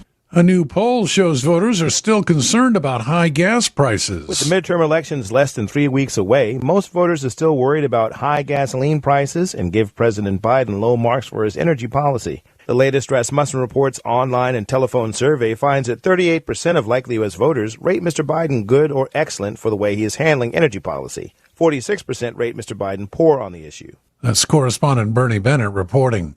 Officials say Pakistan's Elections Commission has disqualified the country's former Prime Minister Imran Khan for 5 years from holding public office on charges of unlawfully selling state gifts and concealing assets. Politically connected billionaires from Russia and Venezuela are at the center of a 49-page criminal indictment that reads like a how-to guide on circumventing U.S. sanctions. Charges were unveiled this week in New York against 7 individuals.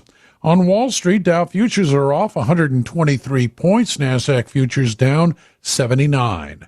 More on these stories at townhall.com. Relief factor, pain relief that's natural, pain relief that works, and pain relief that attacks the source of the pain. That's the experience of tens of thousands of Americans who are taking Relief Factor right now. See their incredible video endorsements at relieffactor.com and then order your 3-week quick starter pack for just $19.95. That's less than $1 a day. Find out if it can work for you like it works for me by ordering your 3-week quick starter pack today. relieffactor.com, relieffactor.com. Be the next success story. Angie's List is now Angie, and we've heard a lot of theories about why. I thought it was an eco move. Fewer words, less paper. No, it was so you could say it faster. No, it's to be more iconic. Must be a tech thing. But those aren't quite right. It's because now you can compare upfront prices, book a service instantly, and even get your project handled from start to finish. Sounds easy. It is, and it makes us so much more than just a list. Get started at Angie.com. That's ANGI, or download the app today. From the Michaels Flooring Outlet Traffic Center.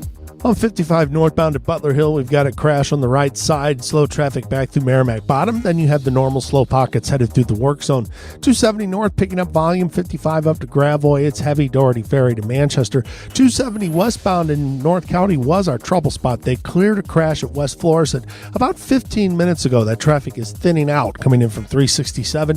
6455 eastbound past the King Bridge split. You've got an incident blocking the right lane. This report sponsored by Blindster. For new blinds or shades, it's blindster.com. Custom-made blind, shades, and shutters shipped right to you at prices less than the big box retailers. Blindster blinds are easy to install. They're guaranteed to fit.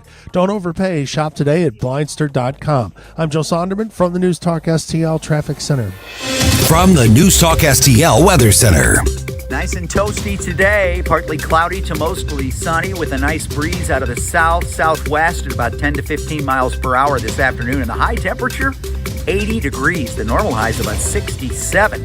Overnight lows tonight in the 50s. The high tomorrow about 83 degrees and 79 on Sunday. Now a very low rain chance on Sunday for a spot shower, but most of the rain should hold off until next Tuesday. Enjoy your weekend. I'm KMOV First Alert meteorologist Kent Earhart. This hour of News Talk STL is brought to you by Rodney and Jen Wallner and the entire Wallner home selling team at Berkshire Hathaway. Call them today at 314-810-SOLD. 314-810-SOLD.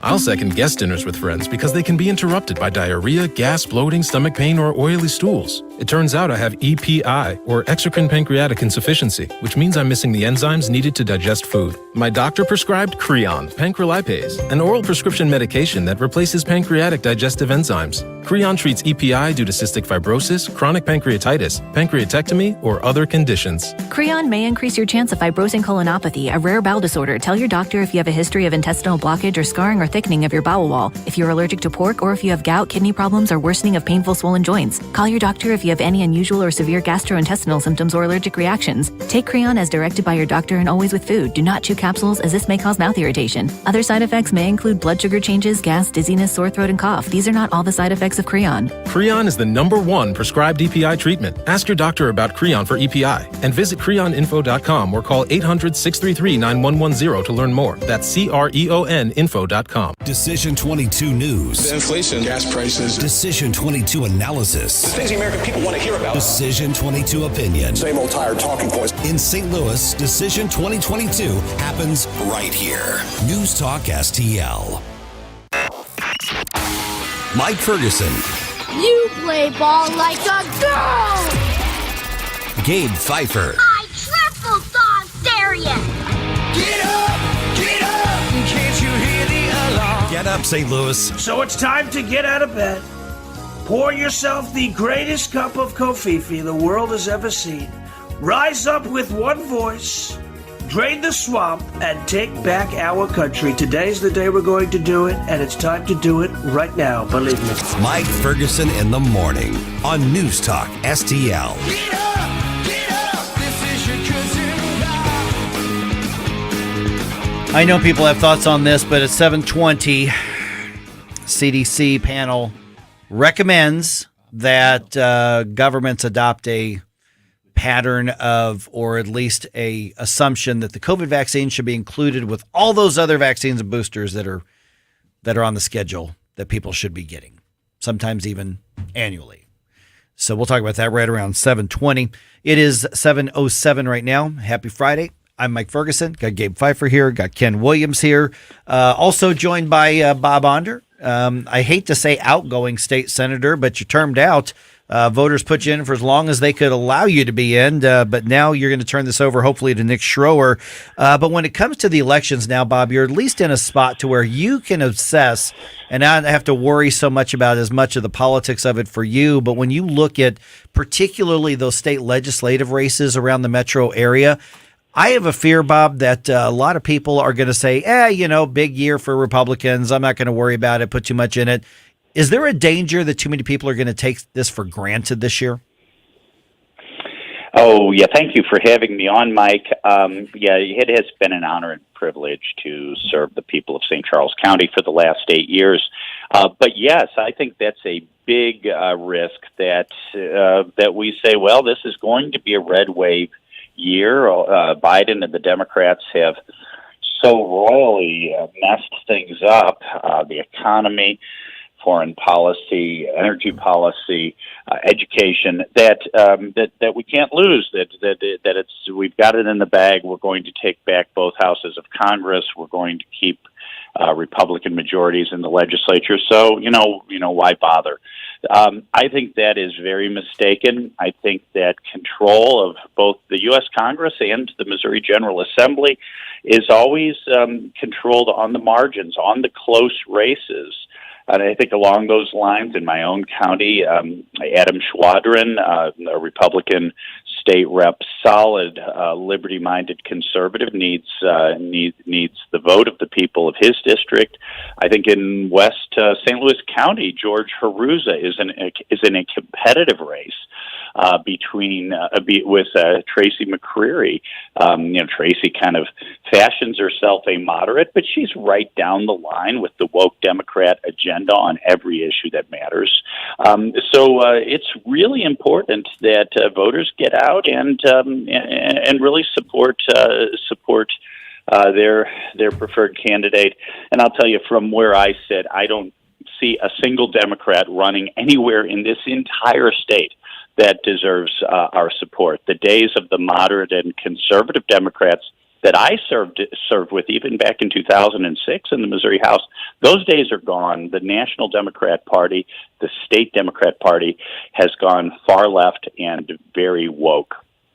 Good morning, Bob. Gabe here. While the voters are in the ballot booth, they're also going to be faced with some constitutional amendments. What are your thoughts on the ones that are going to be on the ballot? Well, yeah, there are several, it's funny, these don't get much attention, and some of them are really pretty important. I mean, just to run down those, the Amendment 1 will ask whether the Constitution be amended to allow the Missouri General Assembly to give the treasurer a little more flexibility in investing state funds. I think that's a yes. I think that's common sense. Amendment 4 is a constitutional amendment to enable the General Assembly to basically enact anti-defund the police measures, create minimum levels of police funding. I think that's a yes too. I mean, heaven knows, 5-10 years ago, we wouldn't think such a thing would be necessary, but we know there are a lot of Democrats who an article of faith is that police are a problem, that police need to be defunded and criminals need to be given free rein. That seems to be the ideology that is prevalent in St. Louis and Kansas City. So I think that's a yes. There's the amendment to whether there should be a constitutional convention or not. I think there's probably less than meets the eye there. I think a lot of folks fear the idea of rewriting our Constitution. But really all that would do is allow a constitutional convention to propose amendments that would be sent to the voters, similar to the way the Missouri General Assembly can do that right now. I'm probably a yes on that. The real problem we have right now is that our constitutional amendment can be amended by any special interest group with about $3 million and some creative wording to whatever one's constitutional amendment is. Outside special interests can buy themselves an amendment to Missouri's Constitution, which I think brings me to Amendment 3, which is the recreational marijuana proposal.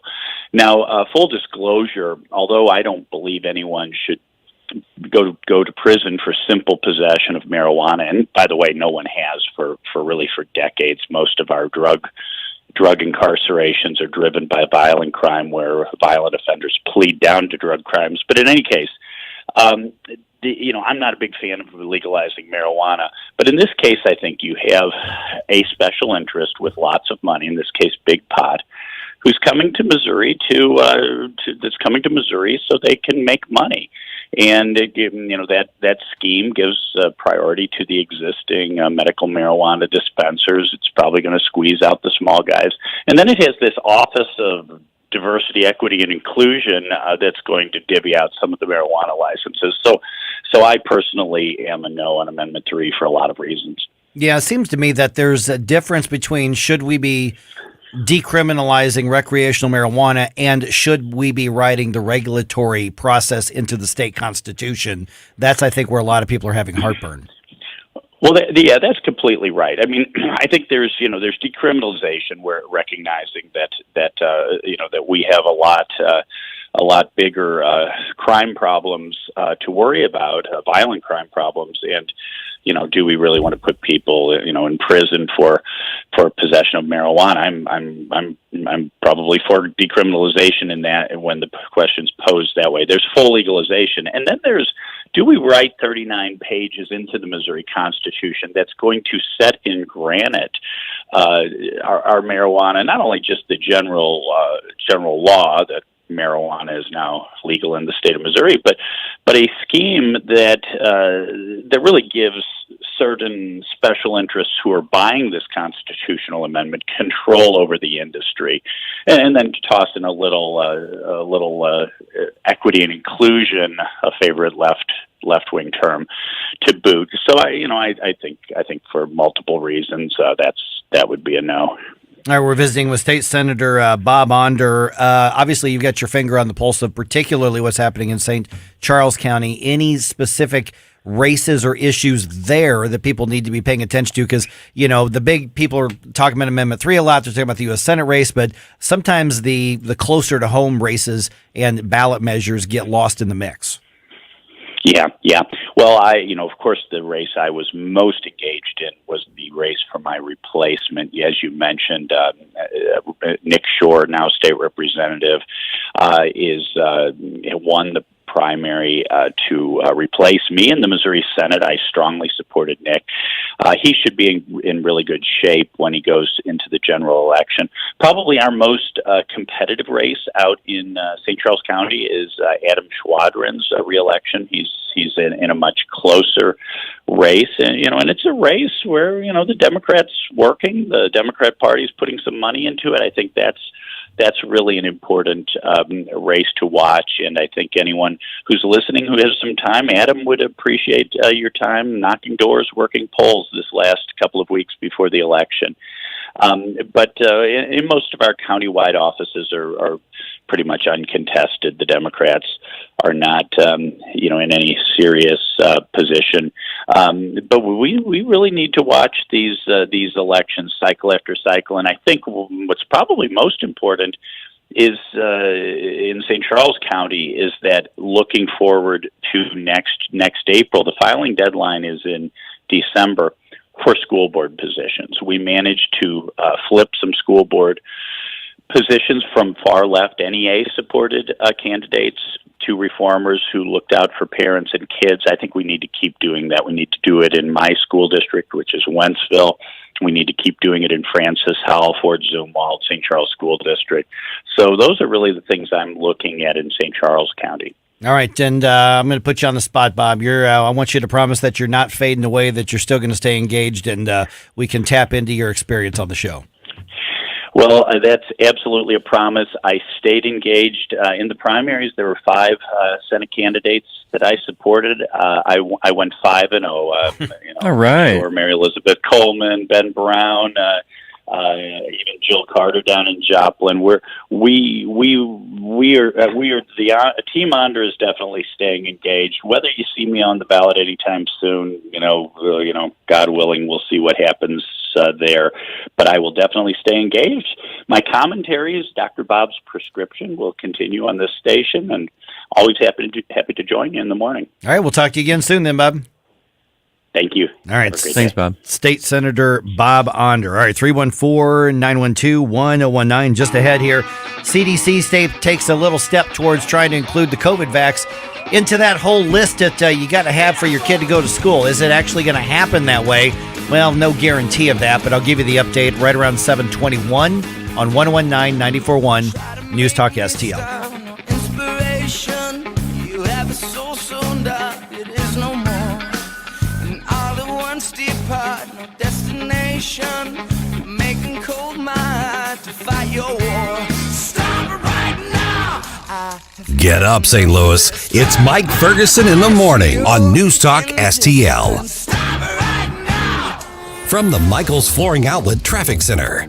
We started off badly on westbound 270 in North County, but things are looking better. They're all clear now at West Florissant, where we had an earlier crash, and it has thinned out. 55 northbound, some heavy traffic running up between Merrimack Bottom and Butler Hill. That's due to a crash that's partly in the right lane. They're waiting for a tow truck there. 44 eastbound before 141, you've got one on the right side. Traffic's getting through there okay. Otherwise, just a pretty typical Friday morning. This support sponsored by Blindster. For new blinds or shades, go to Blindster.com. Custom-made blinds, shades, and shutters shipped right to you at prices less than the big box retailers. Blindster blinds are easy to install and they're guaranteed to fit. Don't overpay for new blinds. Shop today and save big at Blindster.com. I'm Joe Sonderman with the very latest for you from the News Talk STL Traffic Center. Do you have a property that is more hassle than is worth? Hi, this is David with House Sold Easy, and I buy houses cash. If you own a property and want to sell it fast at a fair price, call me at 314-293-3000. Do you own an ugly property, a behind on mortgage payment property, a lazy tenant that won't pay rent property, a too much junk and clutter property, or even a, hey, I'm curious about a fair cash offer property? Well, don't worry. I buy them all, and I want to make you a fair cash offer. Call me at 314-293-3000.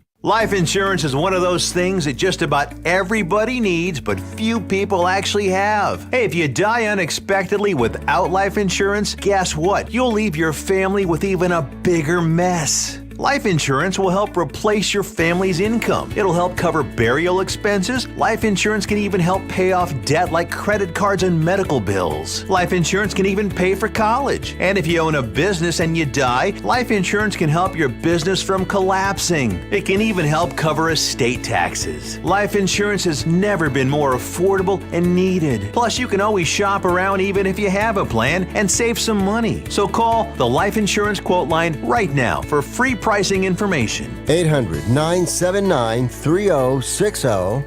800-979-3060. 800-979-3060.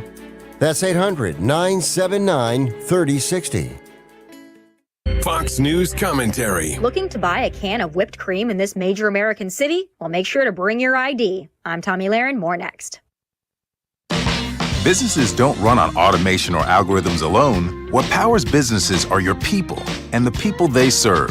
At Cintas, your dedicated service reps understand what you need to help you keep your employees feeling safe, comfortable, and performing their best. So your business can too. For workwear, essential cleaning products, first aid and safety supplies, and fire protection services, visit Cintas.com. Oh, I'm ready! And get ready for the workday.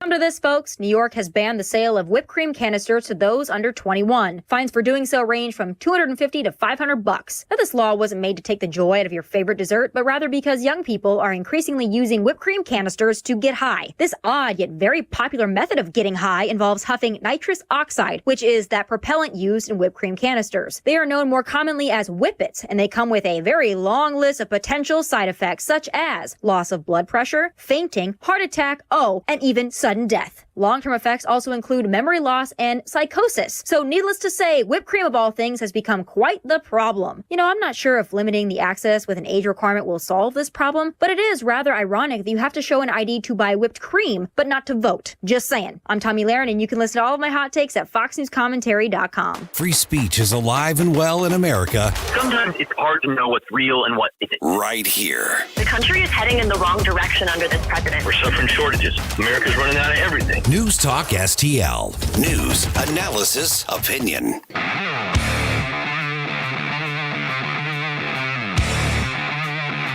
Talk lines are open now at 314-912-1019. Get up.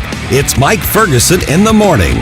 This is News Talk STL at 1019, 94.1, 99.1 HD3 and NewstalkSTL.com. All right, it's Friday, so 7:50. Gabe, let's do the Not Today, Satan. Yeah, buddy. Gonna scare us like some Mississippi preschoolers? Oh, gosh. That was bad. I should have said that. That's bad taste. Too soon? I'm sorry. I'm sorry. Jesus. Yes. All right. The boss's name is Jeff. Complain to him. Yes, I will. Okay. I will scare you. Yes, I will. Absolutely. We'll do that around 7:50. It's coming up on 7:23 right now. A CDC panel is recommending that the COVID vax actually be added to the schedule of immunizations that kids get. Fox News' Steve Harrigan has the story. The CDC's independent advisors voted to recommend adding COVID shots to the immunization schedule for children, which could potentially be a first step on the way to school vaccination mandates. It is up to each state to decide if a child has to be vaccinated to go to school. Some vaccines on the CDC schedule are already mandatory for students, such as measles, hepatitis, and polio. Others, like the flu shot, are recommended but not mandated. The vote comes one day after another unanimous decision to include COVID shots in the Vaccines for Children program, creating a safety net for the CDC to buy and provide vaccines for poor and uninsured children before the federal government ends COVID vaccine funding. All right, 314-912-1019. Just a couple things here. Gabe, I'm going to start with you. Okay, so the panel's decision does not have an actual legally binding effect at this point. This was an advisory vote, but the panel's decisions historically are almost always adopted by the CDC and then sent out as part of the official government advice, as far as like preventing disease. As Steve Harrigan said, state and local officials look at the list and then make their decisions. And what we've seen now is almost 3 years of we're just following CDC guidance, of course. Local officials don't always accept those recommendations. I mean, like flu and HPV shots aren't required in most schools. I don't think they're required. HPV isn't required in any school. I don't know about flu shots. But so they don't always follow it, but they usually follow it. So Where do we go from here?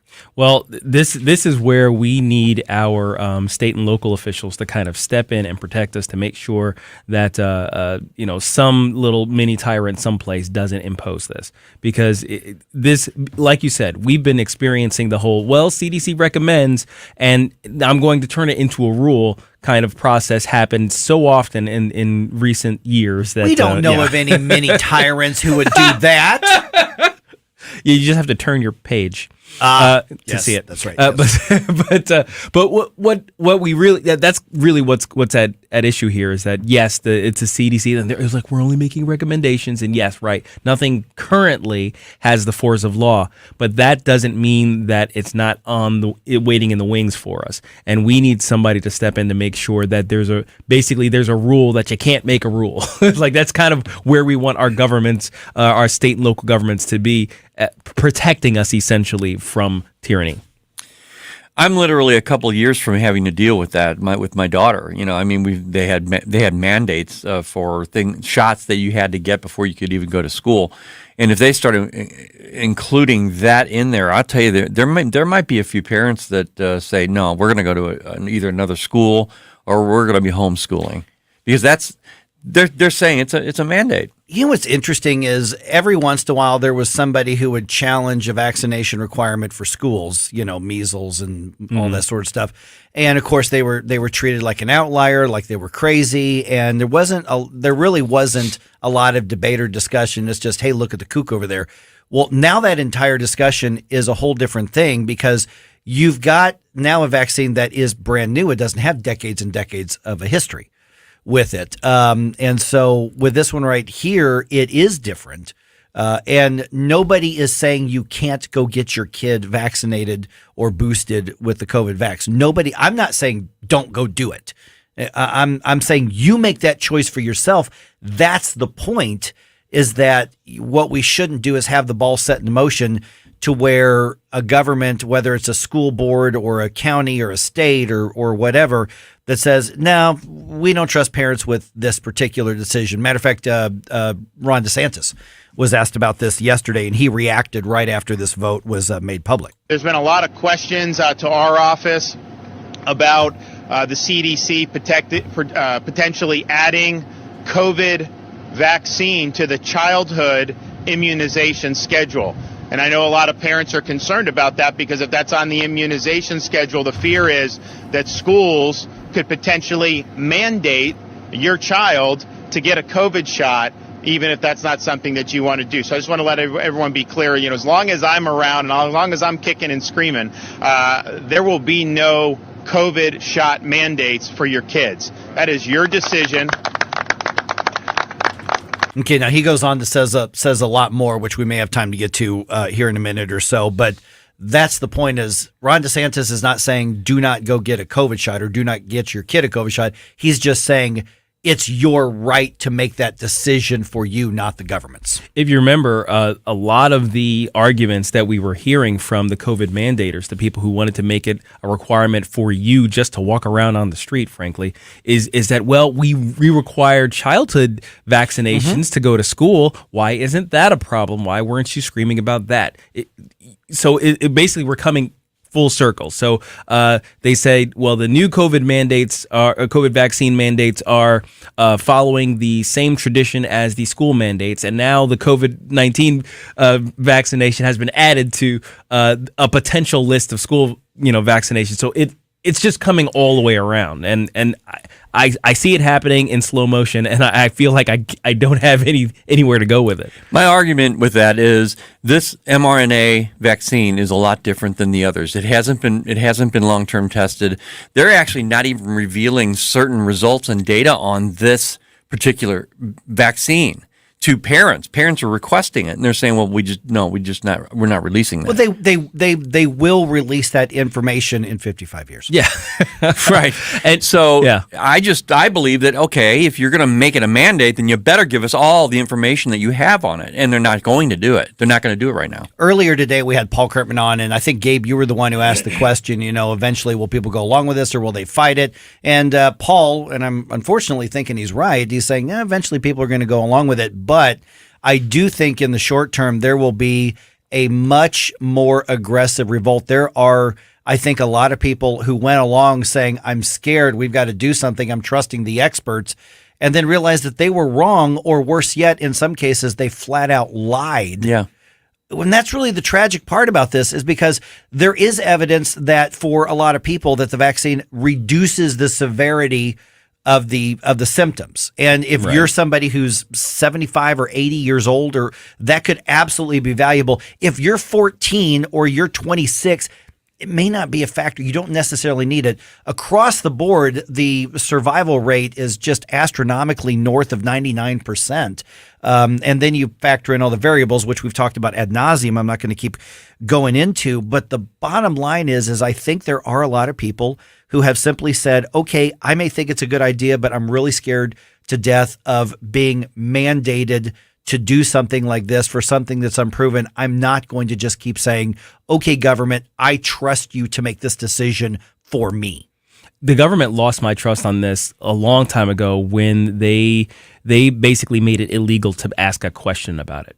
That's the kind of thing that was coming down through us, whether it was through social media or what have you, the whole misinformation thing, while they were feeding us misinformation. So you know what? It may entirely be on the up and up, but the method by which they kind of forced it on us made me lose all trust in them. Well, I thought you were going to say something earlier about the actual vaccine when they said it's going to stop the spread. Mm-hmm. The reason why you're going to school and taking this is so no one else gets infected, and it's going to go away. Well, it's that's for protecting all a lie. Other people. Yeah. That's all a lie.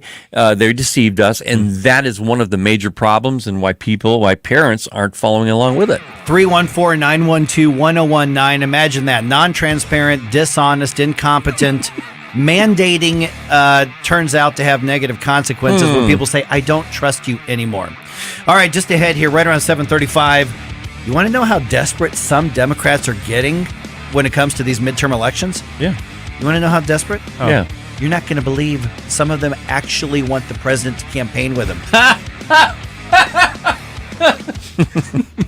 That's pretty desperate. Bottom of the barrel. That story comes your way 7:35 and 14 seconds on 101.9 and 94.1 Newstalk STL. We give you news, analysis, opinion, and more. Only on Newstalk STL. Mike Ferguson in the morning. This is Newstalk STL at 101.9, 94.1, 99.1 HD3 and NewstalkSTL.com.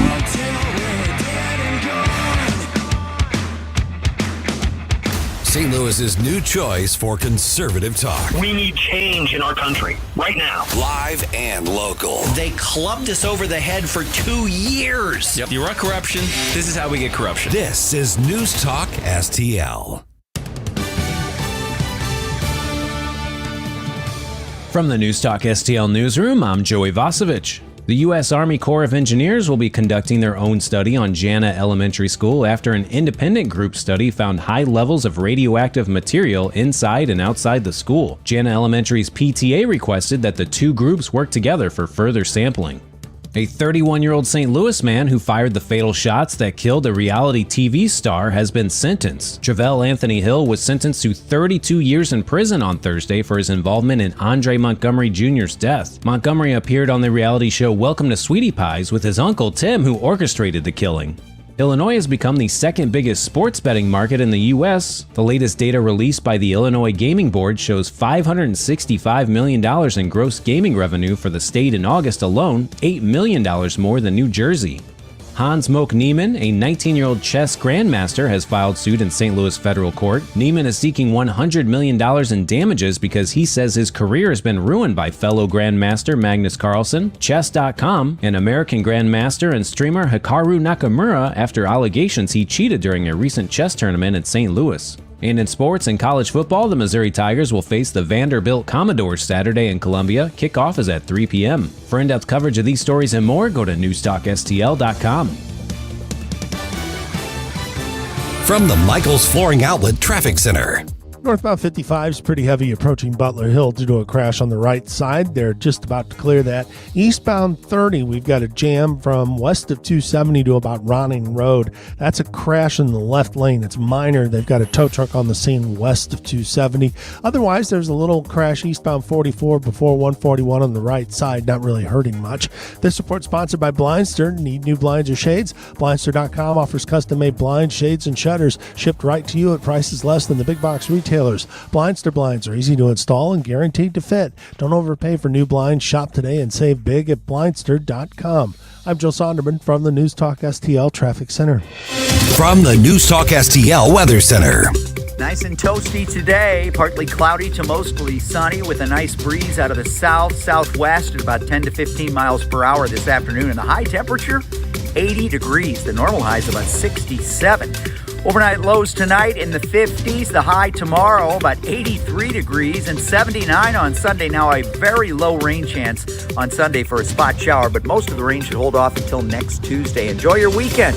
I'm KMOB First Alert meteorologist Kent Earhart. News Talk STL is proud to have Doug Voss of Safe Money Radio as part of our lineup each week. Doug has been a staple on St. Louis radio for many years as one of the leading financial experts in the area. Doug and Safe Money Radio is on 3 times every weekend, but in case you miss anything, you can check it all out at DougVossSafeMoneyRadio.com or call 844-676-SAFE. That's 844-676-7233. Doug Voss is a registered representative. Securities offered through DHL Securities, LLLP. Member FINRA and SIPC. Does your current bathroom need to be updated immediately? Introducing One Day Bath and Shower Remodeling, the complete and hassle-free way to get the new bathroom of your dreams in as little as 1 day and for as little as $199 a month. Yes, the experts at One Day Bath and Shower Remodeling will come to you anywhere in the country and show you all the customized options. Now you can have a brand new bathroom in as little as 1 day. Large or small bathrooms, if you want a new bathtub or shower installed, we can do it in as little as 1 day. And if you call right now, you can save $750 off your remodel. We make it easy by offering you financing as low as $199 per month. Call now to schedule your free in-home consultation. 855-672-1566. 855-672-1566. That's 855-672-1566. This is News Talk STL. News, analysis, and opinion from the voices you know and trust. News Talk STL at 1019, 94.1, and NewstalkSTL.com.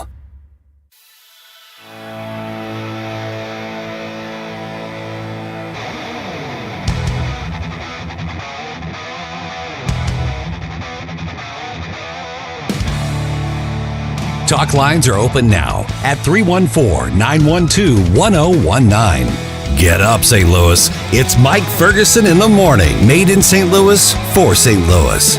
It's News Talk STL. Just one real quick note to follow up that vaccine discussion that we had. Mike Parson, governor of Missouri, posted on Twitter that he also opposes any sort of mandate that adds the COVID vaccine to the list of regularly scheduled boosters, vaccines, things like that. So Mike Parson basically taking the same position that Ron DeSantis did. So I forgot to mention that in the last segment. Now, one question though is that opposition going to have any teeth? So if a school board somewhere decides, we're going to require it, is the state going to say no, you can't do that? My guess is that, and I'm going out on a limb here because I haven't talked to any state lawmakers who have said this, but I would not be surprised if the Republican legislature, and this is why these races are so important in November, if that were to be the pressure from the federal government, I can see them quickly passing a law saying this is not required and it shall not be required at all. That I would actually have confidence in that happening, because who knows what the legislature is going to look like 5 or 10 years down the road.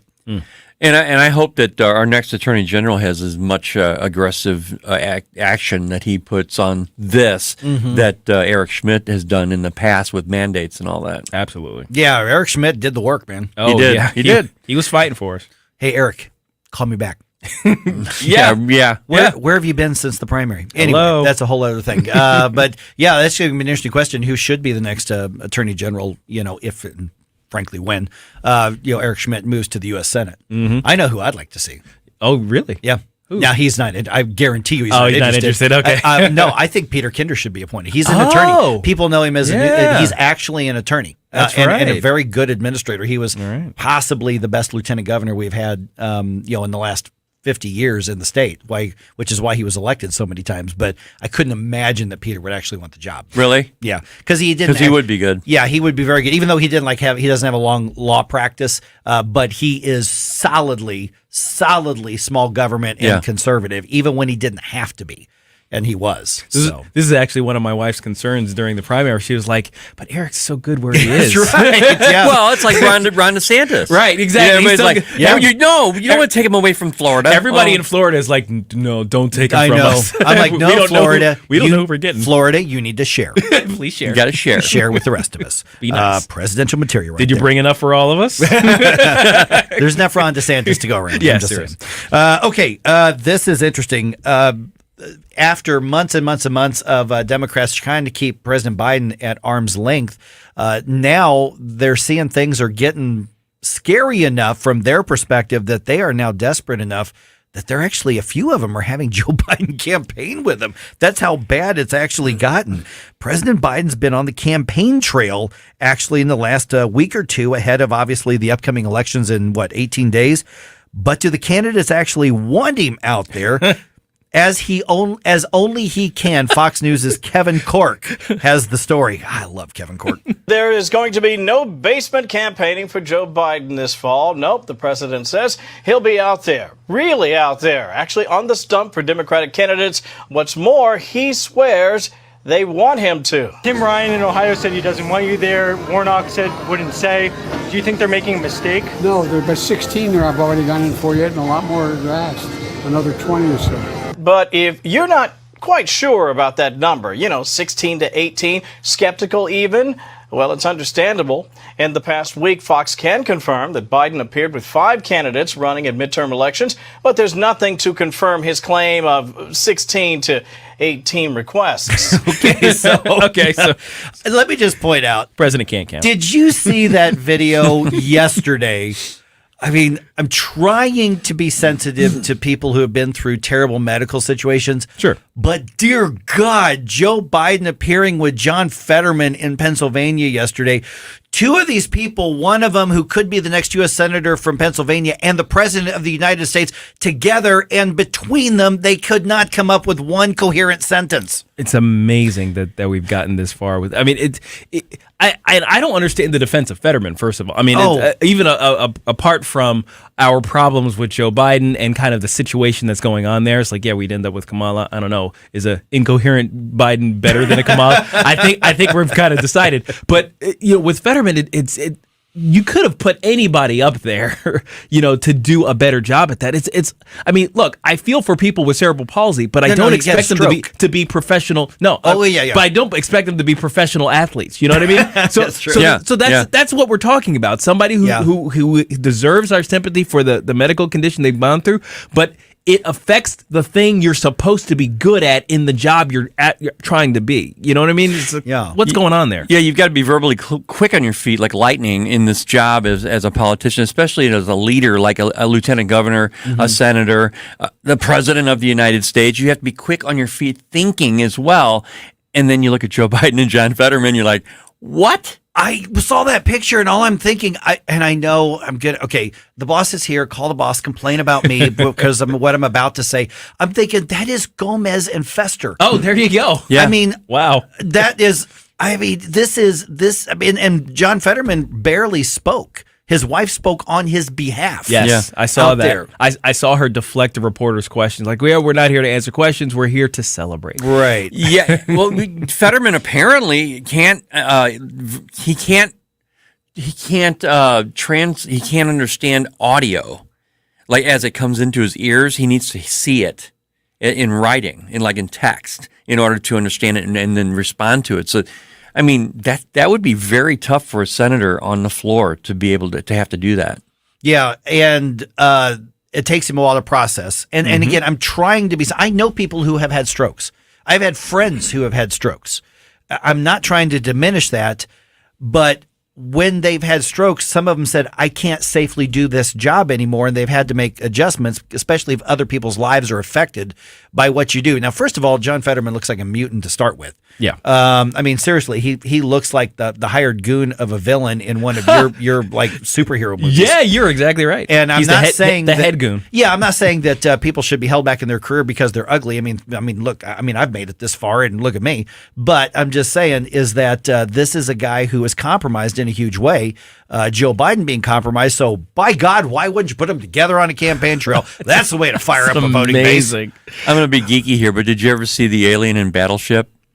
Yes. Okay. That's a John Fetterman right there. I have to look. I have to look. You'll have to look it up. It's a bad what's it movie? Explosion movie. Yeah. They have protein spikes as goatees. It's pretty interesting. Wow. Okay, it's great. But the thing is, one of the things that I'm curious about though is why they think bringing Biden out is the move to make here. Like, what is the point there? Because they shunned him, I think, understandably earlier on in their campaigns, because he's an unpopular president by like 70%, unfavorable. I think I know why. Because they don't have any other moves. They have no more moves. Yeah. Wow. I mean, you've got close. If you believe the media, you've got very close races in purple or blue-leaning states, and I think they're out of moves. So they're just wanting maybe a little more turnout, a little Hail Mary action or something. You want your base to come out when they are sort of demoralized. Okay, so I think they're out of moves, but that doesn't mean these things are done deals by any stretch of the imagination. Nope. Right. Definitely. Get out and vote, please. All right, 314-912-1019. But here in 4 minutes, Gabe takes over for this week's edition of Not Today, Satan. You're listening to Mike Ferguson in the morning. For podcast articles and more, find us on NewstalkSTL.com. Made in St. Louis for St. Louis. It's News Talk STL. From the Michaels Flooring Outlet Traffic Center. A few crashes this morning. 55 northbound, we've got one on the right side at Butler Hill. The traffic's not really jammed, though. It's just kind of slowed down. Gravois eastbound delays near Ronning to 270. They're clearing a crash, but they had the left lane blocked when I saw it a few minutes ago. 44 eastbound before 141. There's also one in the right lane. It's minor, but it does involve a dump truck, and the tow is on the scene. This report is sponsored by Blindster. For new blinds and shades, Blindster.com offers custom-made blinds, shades, and shutters shipped directly to you at prices lower than the big box retailers. Blindster blinds, easy to install. They're guaranteed to fit, too. Don't overpay for new blinds. Shop today and save big at Blindster.com. I'm Joe Sonderman with the latest from the News Talk STL Traffic Center. The Vic Porcelli Show. Friday will be 18 days before the midterm elections. We'll talk to Missouri Secretary of State Jay Ashcroft at 9:41 and get any updates on election integrity. Weekday mornings at 9 on News Talk STL.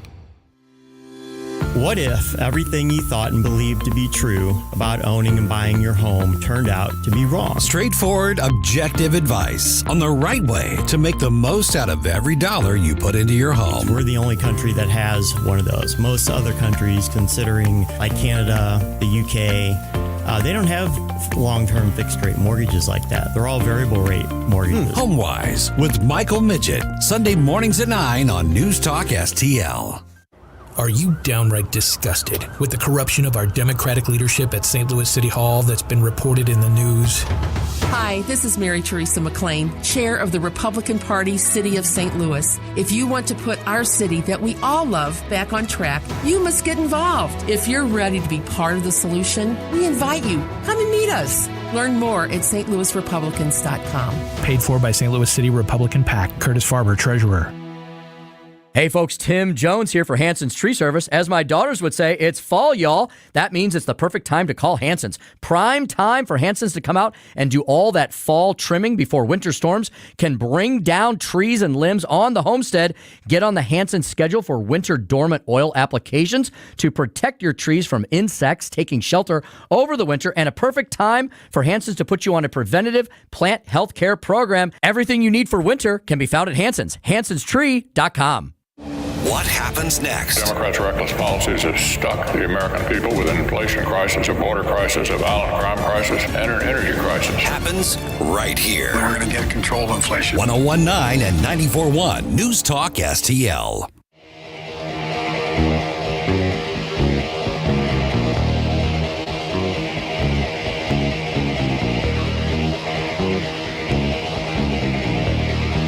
Talk lines are open now at 314-912-1019. Get up. It's Mike Ferguson in the morning on News Talk STL. Really interesting conversation coming your way at 8:05, okay? The Heritage Foundation always puts out great stuff. There was an op-ed that Giancarlo Canaparo from Heritage wrote. It was in the Washington Times, I think it was. Washington Examiner. It was the Times. Yeah, Washington Times. I read it yesterday. Really interesting take on some of the problems we're having with government, federal government in particular, It's that we think that we're electing the people to make the decisions that regulate our lives, but in a lot of cases, they're simply shirking their responsibility and pushing it off onto unelected, unaccountable, essentially bureaucrats, and then essentially saying, hey, their decision, not mine. So he wrote a really thought-provoking op-ed on that, and I want to talk to him about that. So 8:05, that conversation's coming your way. It is 7:50 right now. Got Gabe Pfeiffer and Ken Williams. And at this point of the Friday is when we turn things over to one Mr. Gabe Pfeiffer. It's the weird, the wacky, and the worrisome. These are the stories that make you say. Look all the devil. Oh, hell no. This can't be happening, man. This isn't happening. The devil. There's the only way to be sure. Not today, Satan. Not today. Amen. Amen. Now, with the advent of social media, people have been incentivized to come up with more and more creative ways to make big life announcements. Well, I think one young lady went too far when she hid her pregnancy test inside a popsicle that she gave her boyfriend. No, God, please, no. Wait, no. Don't you? No. Wait a minute. To get the result, don't you? Doesn't a woman have to? Yeah. She certainly does. That happened. She did that to that. So people have been left thoroughly grossed out by a TikTok video that appears to show a woman freezing her positive pregnancy test in a popsicle before feeding it to her partner as a way of revealing that she's pregnant. Wow. So TikToker Living Memers recently reshared the clip on social media, and people did not hold back their disgust in the comment section. Now, one eagle-eyed viewer, however, pointed out that the test had the cover cap on it, which conceivably covers the used part, but admitted still it is kind of nasty. Yeah. I'm trying to think of, okay, what would be other equivalents to, I mean, I don't know. Nah. I had this horrible zit. Enjoy your mashed potatoes. I mean,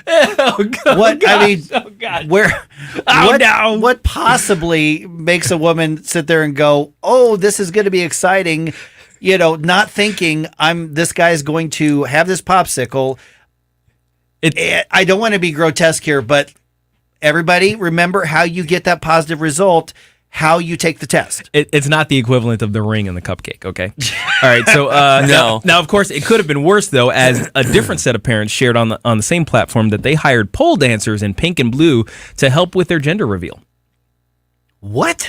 So that's a whole other story. Could it be Satan? Yep, doing a pole dance to show whether it's a baby boy or a baby girl. Yep. Wow. That happens. TikTok is a horrid place. Now, in our second story here, and this story is probably going to make you say, well, that escalated quickly.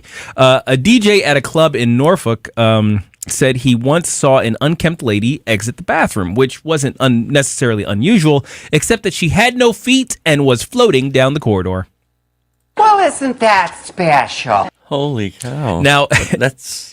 It escalates quickly. Very specific. The story behind this lady ghost is wild. That club in Norfolk was down the street from the legendary Augustine Stewart House, which was constructed in the early 16th century, visited by royalty and everything. But eventually, the bubonic plague made its way through the area, and the local magistrate, believing that the residents inside had died, had the house boarded up to help stem the spread of the disease. Now, many weeks later, the house was opened up to take out the bodies, and it was a horror show. The bodies had strange bite marks on them, much bigger than rat bites, and their limbs were missing large chunks of flesh. They found those pieces in the throat of the young daughter of the family. Apparently, she wasn't dead when they sealed the house, and she likely choked to death on the flesh of her family. Hell no. To the no, no, no. Yeah, to the no. That escalated quickly. No kidding. So she became a cannibal because she didn't have any any food, right? Or water or anything. She's in there suffering from the bubonic plague, dying of starvation. She turns to cannibalism, chokes on the flesh of her dead family, and dies alone in the darkness. So obviously, that lady who left the bathroom at the DJ club down the street, that was probably her. Oh, man. And God. now she's condemned to an entire life of being hit on by bros who've had... If you have enough drinks. Yeah, really. I'm just saying, for some guys, some people don't pass out; they just go the extra step. Yeah, I mean, those beer goggles are thick. I mean, I've heard of people going to clubs and they're terrible dancers because they have 2 left feet, but apparently shouldn't have any. No feet. Oh my gosh! All right, now I don't really get fashion here. Here on our third story, I don't really get fashion. It's especially high fashion that I don't get. But I'm not alone in my misunderstanding, even among some fashion bigwigs who were baffled after a luxury brand named Balenciaga, I think, held a fashion show in the mud.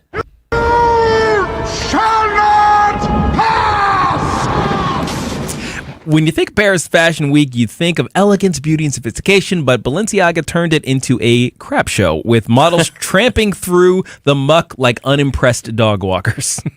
Wow. I mean, so like this is like real fancy, like expensive stuff. Did they put a platform around the mud, or they were walking in the mud? The entire area was drenched in wet, splashy mud, and I think all of from the pictures, all of the models were covered in mud as well. Wow. The power of Christ compels you. It was weird. Now, the fashion house is known for its eccentric concepts, but a lot of viewers couldn't get their heads around the mud-filled exhibition. One fashion commentator, however, thought that the mud was the best part. Osama Chabi reckoned, well, perhaps luxury isn't as precious as we'd like to think. After all, just like everything around us, it's subject to trauma. You know, that would have been the perfect time for mud wrestling. A lot of models, mud. A lot of mud. Well, or maybe the mud was the best part just because the clothes were ugly. I mean, that could be. maybe that was an improvement. To top it off, Balenciaga is now offering limited edition distressed sneakers, aka raggedy shoes, that'll run you just shy of $2,000 for a pair. Oh, give me 10 pair. Right. It's like, come on, man. One man's trash may be another man's treasure, but you'll never get me to pay thousands of dollars for a piece of clothing, period. So if you come at me with any of this high-priced, high-fashion garbage, you might be high, and you know what I'm saying. To call the devil. Oh, hell no. This can't be happening, man. This ain't happening. Devil. There's only way to be sure. Not today, Satan. Not today. Amen. And if you need any further evidence that none of us are into really high fashion, just go on to our Rumble or Facebook or YouTube stream, and you'll find 3 guys who are not high fashion guys. We're just saying. But we do dancing in sync at one point now, and I didn't know that was a thing. It is a thing. It is a thing. Yes. Yeah. It is. All right. Just ahead here. Yes, bad politicians, bad candidates make bad policies, but sometimes our lives get hurt because they shirk their responsibility and won't take accountability for it. They push it off on unelected bureaucrats. Our friends at the Heritage Foundation have a really interesting take on that. We'll talk to them at 8:04. If you're on Medicare, listen to this message. Open enrollment for all Medicare participants is now open until December 7th. Hi, this is Mike Butts with MB Health Insurance Agency. And regardless if you are new or renewing your health insurance, the process can be confusing and very time-consuming. MB Health is local here in St. Louis, and we will handle your enrollment quickly, properly, and effectively. Call Mike Butts and his expert team at 314-544-5400. Or visit mbhealth.com. How is your car payment treating you? What if I told you you could make a free phone call right now and reduce your car payment by as much as $83 a month? Look at your car payment closely. You could be paying as high as 20% interest. Rate Genius can help you reduce your car payments by reducing your interest rate to as low as 2.48% APR. We can refinance most existing car loans or leased cars, new or used, and save you money every month. Put more money back in your pocket. The call is free to find out how low we can lower your car payment. 5 minutes of your time right now could save you hundreds of dollars a year. Call Rate Genius now. 800-764-2179. 800-764-2179. 800-764-2179. That's 800-764-2179. Not all applicants qualify for a loan or rate savings. Actual offer terms, including APR, are determined at the time of your application based on creditworthiness, value of the vehicle, loan term, and other factors. KLGY HD3 Clayton, K270BW Bellefonte, KNVS Bowling Green. This is News Talk STL at 1019, 94.1, and always streaming at NewstalkSTL.com. Breaking news this hour from townhall.com. I'm Jeremy House. The general carrying out President Vladimir Putin's new military strategy in Ukraine has a reputation for brutality, for bombing civilians in Russia's campaign in Syria. General Sergei Surovikin also played a role in the deaths of 3 protesters in Moscow during the failed coup against Mikhail Gorbachev in 1991 that hastened the demise of the Soviet Union. A GOP takeover of Congress would likely lead to some changes in U.S. policy toward Ukraine. With the likelihood Republicans will regain control of at least the House and possibly the Senate, differences between 2 GOP leaders could soon be the new focal point on Ukraine. Senate Republican leader Mitch McConnell is bully on U.S. aid for the war-torn country, warning a Russian victory there could imperil Poland and other European allies. House GOP leader Kevin McCarthy represents more muted support for Ukraine, noting a likely U.S. recession next year and an ongoing and growing threat from China. Bob Agnew reporting. Several British lawmakers, including former Prime Minister Boris Johnson, were trying to scoop up support on Friday ahead of a short, intense contest to replace Liz Truss as the nation's leader. Truss quit on Thursday after a turbulent 45-day term. Retiree Jan Chester says Britain's political turmoil is terrible. We don't know where we're going now, what's going to happen. And, you know, there's people in this country worrying about how to pay their fuel bills and buy food, and we haven't even got a prime minister now. No. The widow of former University of Southern California football player Matthew Gee, suing the NCAA for failing to protect her husband from repetitive head trauma, is taking what could be a landmark case to a Los Angeles jury today. On Wall Street, Dow futures are off 236 points. More on these stories at townhall.com.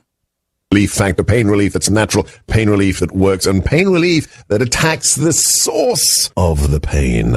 That's the experience of tens of thousands of Americans who are taking Relief Factor right now. See their incredible video endorsements at relieffactor.com and then order your 3-week quick starter pack for just $19.95. That's less than $1 a day. Find out if it can work for you like it works for me by ordering your 3-week quick starter pack today. relieffactor.com, relieffactor.com. Be the next success story. Hi, my name's Adam Barada. I'm the owner of Advantage Gold, the highest rated precious metals firm in the country. Now, we've won the Best of TrustLink award 4 years in a row because we educate our clients on how to buy gold and silver the right way.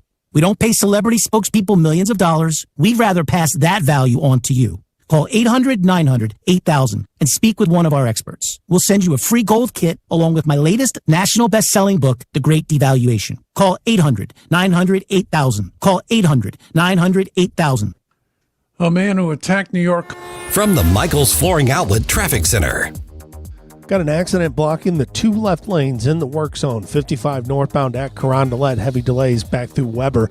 Lindbergh northbound at 270. A crash in the 2 left lanes. A bit of a delay there. Page eastbound is backed up due to a crash at Chutes. Don't have a lane on it though.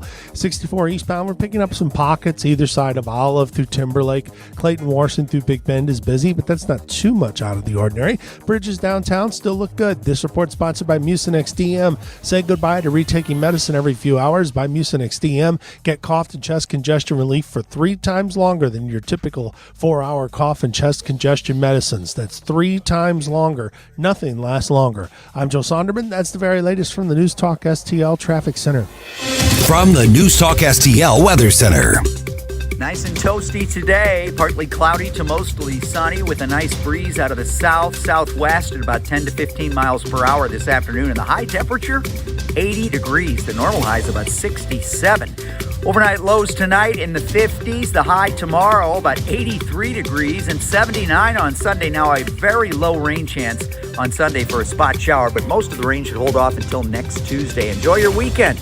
I'm KMOB First Alert meteorologist Kent Earhart. This hour of News Talk STL brought to you by All Solutions Pest Control, 636-486-7888, or visit them at allsolutionspestcontrol.com. If a pest-free home is your goal, call All Solutions Pest Control. Are you looking for the cheapest prices on car insurance? Then call the Cheap Car Insurance Hotline right now. Hey, you're guaranteed to save money on your car insurance. Most car insurances can be canceled at any time. That means if you find a better deal, you can switch right away. We're not just one company. We offer most of the major brands of car insurance. We're like a discount supermarket for car insurance. And it doesn't matter if you have a good record or a bad driving record, our agents are experts at finding you the right car insurance for your needs. Our average customer saves hundreds of dollars a year when they call us to switch. So why don't you make this 100% free call right now and see how much you can save on your car insurance. Paid for by AIS Insurance. 800-721-5741. 800-721-5741. 800-721-5741. That's 800-721-5741.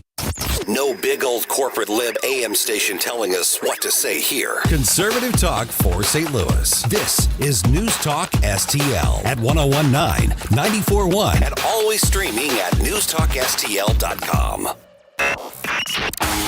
Mike Ferguson. Just because you're offended, it doesn't mean you're right. Gabe Pfeiffer. I love Jesus. He was my superhero. Get up, can't you hear the alarm? Twitter is like being able to read every toilet wall in the world. Mike Ferguson in the morning on News Talk STL. Get up, this is your cousin God. With this being an election year, we're really and rightfully focused on all of the candidates and the incumbents, and we're talking about the Republicans, and we're talking about the Democrats, and we're talking about all of the people who get elected into office who make decisions that either get the government off of our back or occasionally have government do something that's beneficial to us, or people who make policies that end up hurting us, whether it's our wallet or our health or our job prospects or whatever the case is. But is there more to it? And I think that there is. I found a really good article, an op-ed in the Washington Times. You can find it at WashingtonTimes.com. And it is Unacceptable Bureaucrats and Experts Interfere with, obviously, with politics. And the title is much longer than that. And it was written by the Heritage Foundation's Giancarlo Canaparo, who joins us right now. And Giancarlo, first of all, appreciate you being on the program this morning. And this is something that occasionally gets mentioned, but it is such a bigger part of the problem when it comes to why we get bad government, is that, yes, we can elect good or bad people to office, but there is such a huge culture of elected officials pushing off decisions and nobody taking accountability for it. What is it that you mean when you frame this article? Yeah, well, thanks for having me on. What I talk about in this article is we really don't have the sort of representative government that the framers intended for us to have. We have really most of the power in the United States government now is held by the administrative state, unelected bureaucrats. They are not accountable to anyone. They cannot be fired. You can't vote them out of office. And when they mess up, they don't face accountability for their mess-ups the way that an elected representative does. So, for instance, you can always vote your congressman out of office. If he votes for a bill you don't like, you can vote the president out of office if he abuses his power or does something else you don't like. But what can you do about Dr. Anthony Fauci when he messes up, or any other elected bureaucrat? The answer is nothing. And this violates the fundamental principle of American sovereignty. The people are sovereign. And what that means is not that you get to pick your rulers, but that you keep the power to kick them out. That's what sovereignty is. But with regard to the administrative state, where most governmental power now lies, you don't have that sovereignty. Good morning, Giancarlo. Gabe Pfeiffer here. When do you think we made that transition, made the turn from an administrative state whose job was simply to execute the will of the people through our laws, under the executive branch, and they became sort of our rulers? When did that transition happen? Yeah, well, it started with Woodrow Wilson in the teens, the 19-teens. He's the one who created this vision, and he said that things like separation of powers, checks and balances, government close to the people actually doesn't deliver good government. He said good government comes from experts who are going to be, he assumed, apolitical and altruistic. Of course, the pandemic proved better than anything that that's not the case. They are political. They are self-interested. Sometimes they just make bad decisions. But Woodrow Wilson gave that vision sort of the intellectual framework it needed. FDR kicked it into overdrive, and then you had LBJ and the Great Society and the welfare state, which really exploded it. Just further proof that anytime you talk about the impact of a Woodrow Wilson decision, it's never good. I hate that guy. That is a safe rule.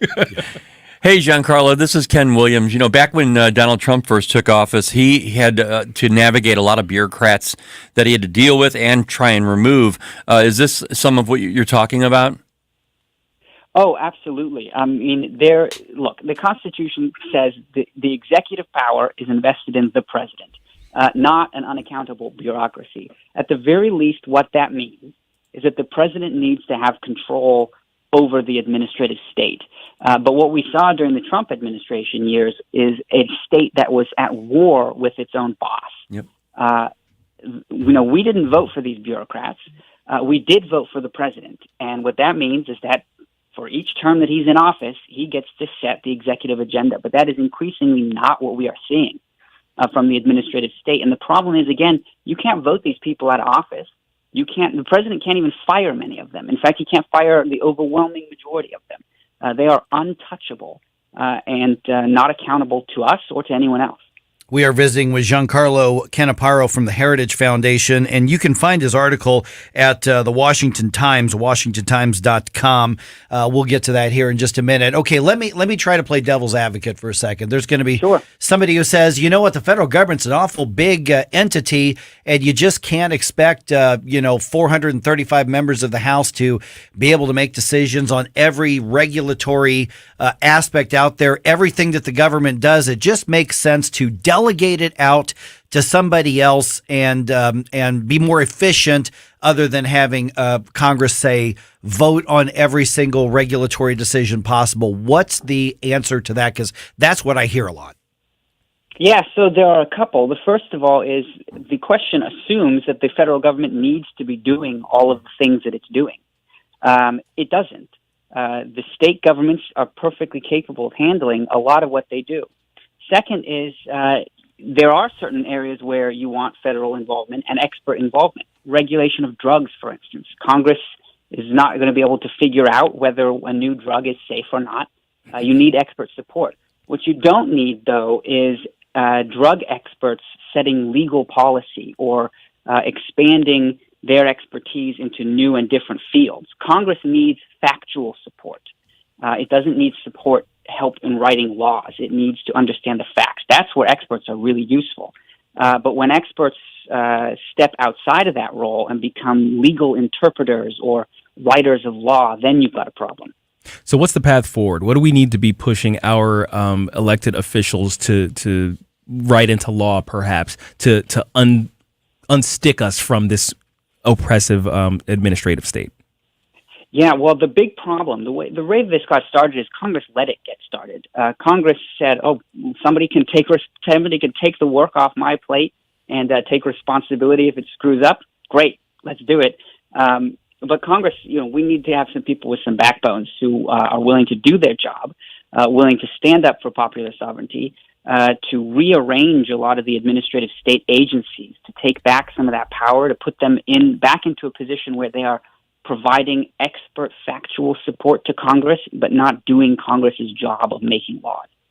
We saw that a lot over the last few years, where you mentioned Anthony Fauci, where so many lawmakers were just deferring, saying, I'm not an epidemiologist, I'm not a doctor, I'm just going to trust them. And so it was essentially, I'm going to let them regulate, or I'm going to rubber stamp what they do. And that was part of, if I'm understanding you right, Giancarlo, is that that was part of their shirking their duties because they were the ones elected to make the rules. Right. That's exactly right. And you had a situation where somebody with expertise stepped way beyond the bounds of their expertise. So our pandemic response was never just about the pandemic. It was about all the downstream effects that were going to come from a lockdown. Things like mental health problems, the undermining of the economy, the destruction of small businesses, and keeping kids out of school. These are all decisions that are not just medical. You can't trust a doctor like Anthony Fauci doesn't have the expertise, actually, to be weighing all of these factors.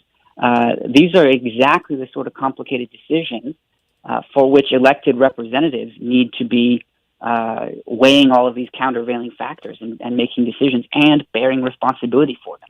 But that's what it really comes down to, is elected officials don't want to bear responsibility for the downsides of those decisions. Yeah, which means we need more people in the voting base who care about being able to hold elected officials accountable. Right, and you need elected officials who are willing to face the responsibility. They need to be confident enough to take the bold steps. I mean, look at Florida, for instance. DeSantis and his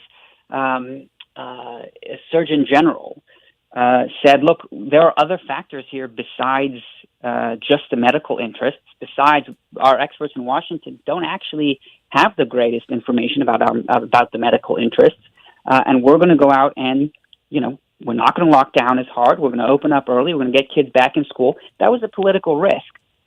It could have worked out really badly. It didn't. It worked out well, but it could have worked out badly, but they confidently took the risk. They did what they thought was right, and they bore the responsibility for it. That's the sort of leadership that you need. All right, the article you can find at WashingtonTimes.com. Unaccountable bureaucrats, experts interfere with popular sovereignty. Just in case somebody has reached their limit of free articles like me, is this article available anywhere else? I mean, we can find your work at heritage.org as well. Yes, that's right. It'll be reposted there at heritage.org for free. All right, great. Giancarlo Canaparo from Heritage. Good talking again. Appreciate you being on the show. Likewise. Thanks. All right, 314-912-1019. By the way, at 8:35, we've got information, and we've got some of that statement from Ron DeSantis on those proposed vaccine mandates and rules, and him setting the example of how government should restrain itself. We'll do that, like I said, right around 8:35 here on 119.94.1 News Talk STL. Destination, making cold mind to fight your war. Stop it right now. Watch us on our live stream using Rumble, Facebook, and Twitter. Indifferent. Stop it right now before you blow us all away. You wanna do that? Get up, can't you hear the alarm? Get up, this is your cousin car. Get up, what are you waiting for? Get up, St. Louis. It's Mike Ferguson in the morning. Made in St. Louis for St. Louis. It's News Talk STL. From the Michaels Flooring Outlet Traffic Center. Still a backup for 55 northbound drivers from near Weber to Carondelet. They're clearing a crash in the work zone. Fire and EMS have left the scene, but they still have one lane closed. 2 lanes are getting through. 270 eastbound is backed up approaching 170. They've already got a lane down through the construction zone. Lindbergh northbound at 270. They're clearing a crash that was blocking 2 lanes. Minor delay there, but there is a bit of a backup. And Page eastbound at Chutes. They should just about be wrapped up with a crash. This report is sponsored by Blindster. Do you need new blinds or shades? Blindster.com offers custom-made blinds, shades, and shutters shipped directly to you, and at prices less than the big box retailers. Blindster blinds, easy to install, they're guaranteed to fit. Don't overpay. Shop today and save big at Blindster.com. I'm Joe Sonderman with the latest from the News Talk STL Traffic Center. I'm Dr. TJ, owner of the Institute of Natural Health, co-owner of Optimal Nutraceuticals, and the host of Wellness 101. Wellness 101 is designed to cut through the nonsense and provide you common sense, science-based information regarding health and wellness. On the show, we discuss topics like thyroid health, gut health, hormone optimization, and many others. Our show airs Saturdays at 10 a.m. and 2 p.m. and Sundays at 11 a.m. and 3 p.m. right here on News Talk STL. For more information, visit us at inhstl.com. That's inhstl.com. Hey, Columbo here, and many of you know that one of my favorite things to do when I have some free time is to get out on the water and go fishing. And the folks at Bluff City Outdoors in Alton are the people you should see before your next fishing trip. No matter what you're fishing for, they have everything you need, from gear to lures to live bait. Plus, they can even set you up on a guided fishing tour on the Mississippi River. Make sure the tackle box is ready for your next trip by visiting Bluff City Outdoors at 2813 East Broadway in Alton and BluffCityOutdoors.com. Packages start at $29.99 a month with signed agreement. Restrictions apply. Speak to a representative for complete offer details. See Vivint.com for license details. Terms and conditions apply. Homeowners, if you're looking for the best in-home security and smart home technology at a price you can actually afford, we have great news. Now you can get Vivint's award-winning home security systems starting at about $1 a day. U.S. News and World Report has recognized Vivint as the best professionally installed home security system of 2022. And right now, you can get Vivint's home security technology for about $1 a day. Plus, get free professional installation from a licensed technician. Protect your home and loved ones for as low as $1 a day. Call right now for your free home security consultation. 800-561-3405. 800-561-3405. 800-561-3405. That's 800-561-3405. Fox News commentary. Looking to buy a can of whipped cream in this major American city? Well, make sure to bring your ID. I'm Tommy Lahren. More next. Businesses don't run on automation or algorithms alone. What powers businesses are your people and the people they serve. At Cintas, your dedicated service reps understand what you need to help you keep your employees feeling safe, comfortable, and performing their best. So your business can too. For workwear, essential cleaning products, first aid and safety supplies, and fire protection services, visit Cintas.com. Oh, I'm ready! And get ready for the workday. Come to this, folks. New York has banned the sale of whipped cream canisters to those under 21. Fines for doing so range from $250 to $500. Now, this law wasn't made to take the joy out of your favorite dessert, but rather because young people are increasingly using whipped cream canisters to get high. This odd yet very popular method of getting high involves huffing nitrous oxide, which is that propellant used in whipped cream canisters. They are known more commonly as whippets, and they come with a very long list of potential side effects such as loss of blood pressure, fainting, heart attack, and even sudden death. Long-term effects also include memory loss and psychosis. So needless to say, whipped cream of all things has become quite the problem. You know, I'm not sure if limiting the access with an age requirement will solve this problem, but it is rather ironic that you have to show an ID to buy whipped cream, but not to vote. Just saying. I'm Tommy Lahren, and you can listen to all of my hot takes at foxnewscommentary.com. St. Louis's new choice for conservative talk. I think they're trying to attack the American people. Live and local. Gabe, Mike, Ken, you guys are my morning cup of mental coffee. I love the show. Definitely a convert from the old one. This is News Talk STL.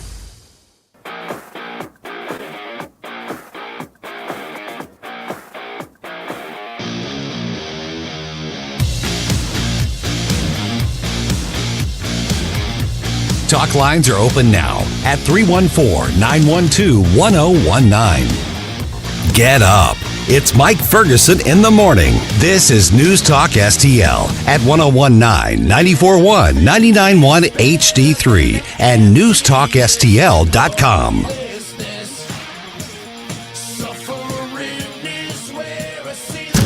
America's talking to Fox News.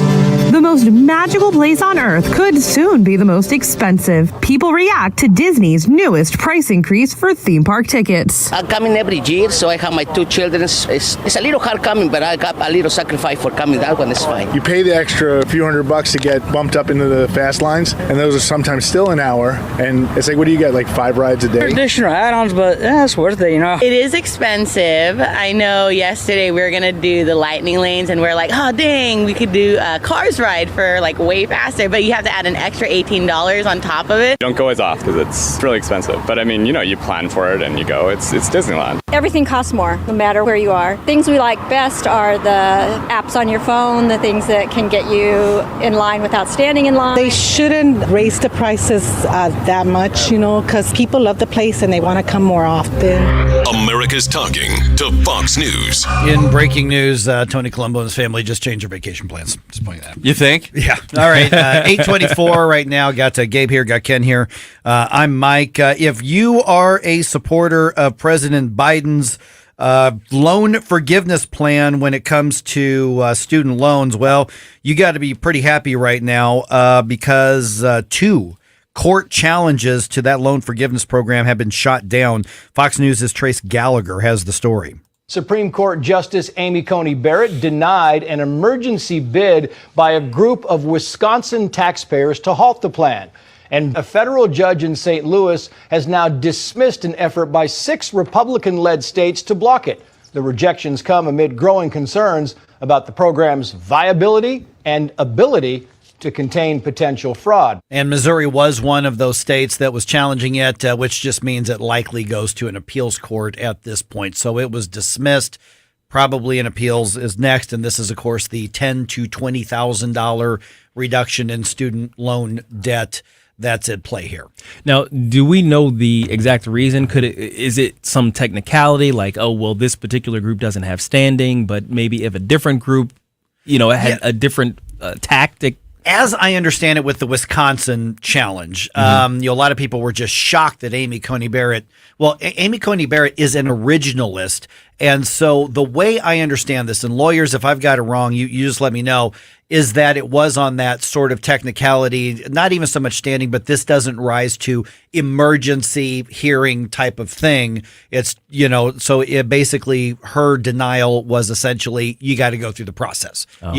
You got to go through the court process. So it wasn't that they were told no, or you don't have standing or anything like that. It was just, you don't get to go straight to the Supreme Court on that one. Now, with the other one, a dismissal just means we don't think you've got a case here. Right. And it was heard, and the judge said that, which is where the process goes. So we'll see where that goes from here. Quick update to the story we were talking about yesterday in Louisiana, Missouri. The police chief there, his name is William Jones. He was arrested along with his girlfriend, charged with drug trafficking and tampering with evidence and a couple of other things because sometime over the last few days, if you'll remember, we told you that his girlfriend was over at his apartment, his being the police chief, William Jones, and her 2 brothers overdosed in his apartment. Yeah. Well, it now turns out we know that she also overdosed. Oh, jeez. One of the brothers died, and the other 2, apparently they got some Narcan to them quick enough to revive them. So the girlfriend and the police chief are now in jail, charged with a variety of crimes, and investigators are now saying, yes, it was fentanyl that they found at the scene. Sounds about right, I guess. That's crazy. Yeah, I saw an interview with the mayor. I guess it was the mayor of the area, or I think it was the mayor, and he said, yeah, we kind of suspected it. I'm thinking, well, that's kind of interesting that the mayor would say that. And I mean, wouldn't they be in the process of doing something about it? Well, here's the interesting thing. I mean, we had the guy call in yesterday who said he lived in Louisiana, Missouri. He wouldn't even tell us his first name. No. Yeah. No. And sometimes in these, and I've lived in very small rural communities. Yeah. If you have a corrupt process, if you have a corrupt system, especially in law enforcement, you get really scared to speak up a lot. So the problem can exacerbate itself if it's not checked. Yeah. I used to work at a country radio station up there in Bowling Green, and it was in that community. I would have people come in with baskets of vegetables and say, "Hey, Kenny, here you go." That's how small town, rural it is. Yeah. Yeah, and if you go, northeast a little bit is one of the small towns I lived in on the Illinois side in Camp Point, just outside Quincy. And so, very small, but if you had some kind of corruption, and Camp Point didn't have that. But you could see where there are some people who just, they tend to be untouchable. And it's surprising how easy that can be, especially if you're the police chief. So we have heard a number of people in media reports saying, yeah, we know there was a problem here. Well, why didn't you do anything about it? Well, it could be easier said than done because a lot of people are afraid. Yeah. And that's another part of the corruption of the process. So there will be likely updates over the next week or so on that. All right, a CDC panel, we're going to talk about this at 8:35 here. A CDC panel recommending the COVID-19 vaccine be added to the schedule of immunizations that kids receive. Fox News' Steve Harrigan has the update. The CDC's independent advisors voted to recommend adding COVID shots to the immunization schedule for children, which could potentially be a first step on the way to school vaccination mandates. It is up to each state to decide if a child has to be vaccinated to go to school. Some vaccines on the CDC schedule are already mandatory for students, such as measles, hepatitis, and polio. Others, like the flu shot, are recommended but not mandated. The vote comes one day after another unanimous decision to include COVID shots in the Vaccines for Children program, creating a safety net for the CDC to buy and provide vaccines for poor and uninsured children. children before the federal government ends COVID vaccine funding. Okay, 8:35 is when we're going to get into this in more depth. So 314-912-1019. Missouri Governor Mike Parson, alongside, for instance, Ron DeSantis in Florida and a couple others, says as long as he's governor, that's not going to become a mandate in the state. And I actually got a text from a state lawmaker a little bit ago clarifying his position on this and how aggressive that some Republicans plan to be if this is ever considered something that should be mandated. So 8:35, I've got a lot of updates for you on that. Also, real quick here, locally, we've been warned that home heating costs could go up around 10% this winter. Spire has warned that and a few others. A federal agency is now warning that increase could be upwards of 28%. Oh my Pretty in high. the middle of the winter. And of course, they want to blame everything for this except the Biden policy. And I'm talking about natural gas here. The Biden policy of wanting to ban fracking and stopping drilling and obviously stopping pipelines and things like that. They want to blame everything from Russia's war against Ukraine to a really hot summer where natural gas had to power electric plants. I mean, they want to blame everything except the biggest problem at hand. But the bottom line is when you're planning your budget for the rest of the year and early next year, you should assume your home heating bill, if you use gas, is going to go way, way, way up. Assume it's going to be a third higher.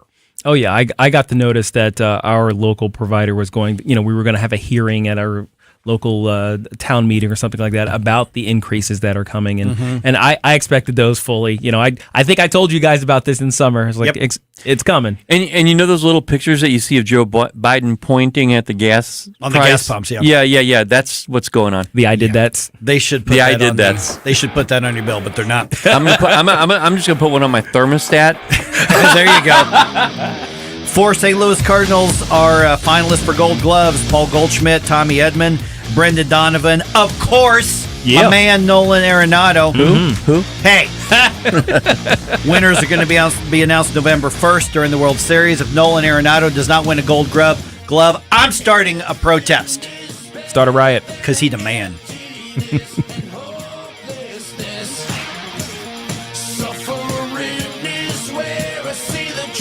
For podcast articles and more, find us on NewstalkSTL.com.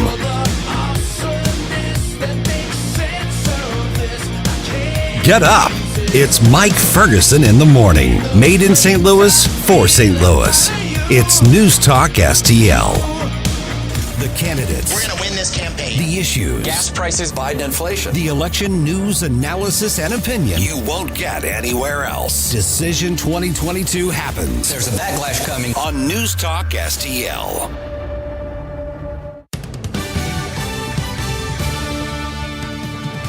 From the Newstalk STL newsroom, I'm Joey Vasovich. Senator Josh Hawley is calling for a swift federal response to reports of radiation contamination that prompted officials to indefinitely close Jana Elementary School in Florissant. Hawley asked President Biden to declare a federal emergency to free up additional funds to complete the cleanup and for the federal government to build a new school for affected students if the current building can't be made safe immediately. Governor Parson announced that James Hardie Industries will be opening up a new fiber cement siding manufacturing facility in the now shuttered Festus Memorial Airport. The company said it would create an estimated 238 jobs. The Missouri State Highway Patrol has released a statement saying it did not give permission for use of its image in marijuana legalization ads. Legal Missouri 2022 unveiled ads this week that use footage that appears to include at least one Highway Patrol trooper. MoDOT just had a winter weather drill to see if it needs to make any changes before the first snowfall, and they are now saying they need to fill 30% of its openings to be able to plow roads efficiently. MoDOT also said that if a storm lasts longer than one 12-hour shift, then there will not be enough drivers to fill the next shifts. And in sports and college football, the Missouri Tigers will face the Vanderbilt Commodores Saturday in Columbia. Kickoff is at 3 p.m. For in-depth coverage of these stories and more, go to NewstalkSTL.com.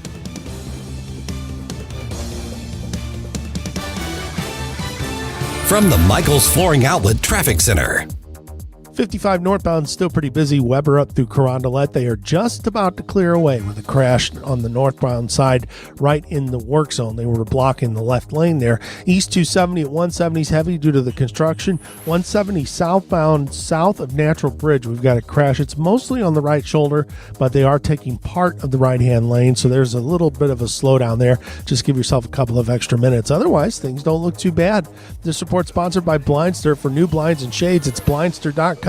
Custom-made blinds, shades, and shutters shipped right to you at prices less than the big box retailers. Blindster blinds are easy to install, guaranteed to fit. Don't overpay for new blinds. Shop today and save big. Blindster.com.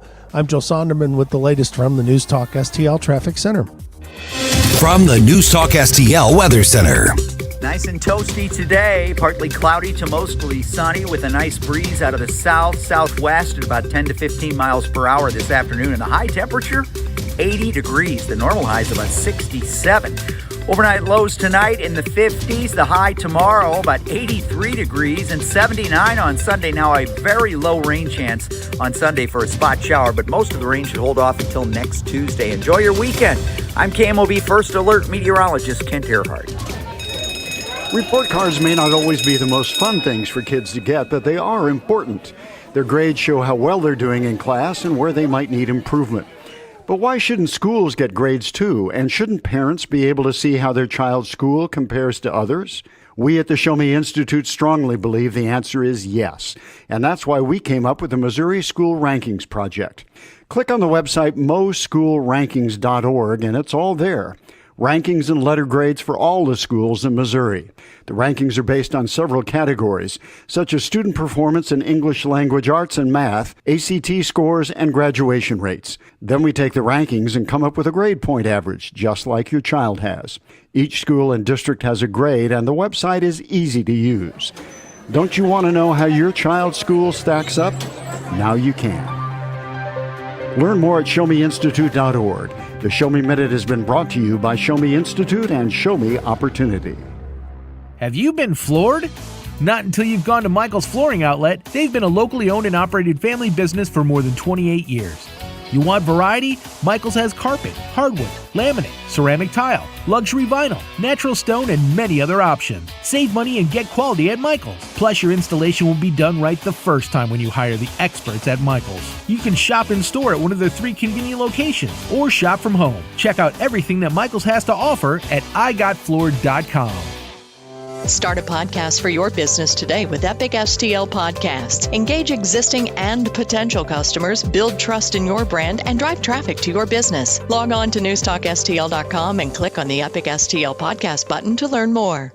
The news and talk North Korea launched an intercontinental ballistic missile that matters to St. Louis. Looters that were arrested are illegal aliens. News, analysis, opinion. The 2022 midterm elections. 101.9 and 94.1 News Talk STL.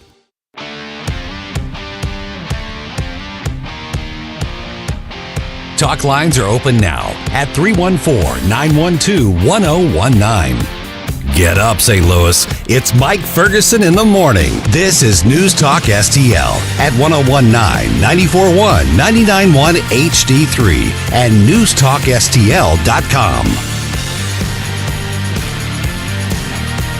We are just about 30 minutes away from Vic Porcelli taking over here on 101.9 and 94.1 News Talk STL. You do not want to miss that, obviously. It is 8:38. Got Gabe here in the studio. Got Ken in the studio. I'm Mike Ferguson. All right, let's follow up on this situation with the CDC. So to kind of recap is that there is a panel that the CDC has, so kind of one of their sub boards. They voted unanimously to recommend that the CDC put the COVID vaccine on that schedule of vaccinations, boosters, immunizations, etc., that children and adults should get. So, you go to doctor, well, what are the recommended things? MMR and measles and all the other kind of stuff. Mm-hmm. And so they want to put COVID on that list. So as Steve Harrigan from Fox News reported, we just played that a few minutes ago, that is the beginning of the process that could end up with your local public school district saying, okay, these are the list of requirements. I'm sorry, that's just what the rules are. And There's no guarantee that's going to happen. The panel's decision has no immediate effect. So if somebody at the school district says, oh, no, the CDC decided kids have to have this COVID before you go to school, that's not true. Right. Absolutely not true. But these panels' decisions are almost always adopted by the CDC itself, which then flows down to the states, which then flows down to the local school districts. There have been some exceptions. The CDC recommends flu shots, obviously, for everybody. They recommend HPV shots for young people in particular, but those generally were not accepted as a requirement. Right. That's really the difference here. And whether or not this becomes a requirement is now going to be the debate of probably the first part of 2023. Yeah. Yeah. Everywhere in the country, essentially, in the local level. I got a text from a Missouri State Representative, soon to be Missouri State Senator, hopefully. I got the same one. Go ahead and read it. Yep. Guarantee I'll be working on this to stop it. CDC can take their recommendation and shove it. Yeah. And for those who are regular parts of the News Talk STL family, anybody want to guess who that was? Who said that? Nick Schroer. Nick Schroer. Yep. Because I mentioned, I think you brought up the question, and my answer was, I could not imagine the Missouri legislature not preemptively addressing this to block the COVID-19 vaccine from being required. Yeah. And that's when Nick texted us and said, you darn You're right. darn right. Yeah. That's exactly I'm what's proud gonna of our happen. people in Missouri here. Oh, yeah. I really Yeah. am. Oh yeah, we're heading it off right now, and you know, even from the standpoint of the Attorney General, right? And we talked about this a little earlier. You know, our Attorney General has been really at the forefront of protecting us from government overreach, and I am so appreciative of all the people who are working in the legislature and in you know the bureaucracy and all that stuff to protect us, because there are still guys out here like Sam Page, you know, to name one, who would very gladly add this to a requirement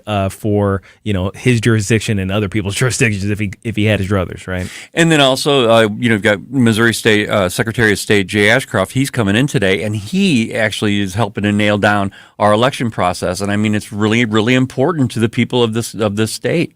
And with that in mind, Governor Parson also tweeted yesterday after the CDC panel made this decision that he tweeted out that his position is that he opposes the COVID vaccine becoming part of the mandated schedule. All right.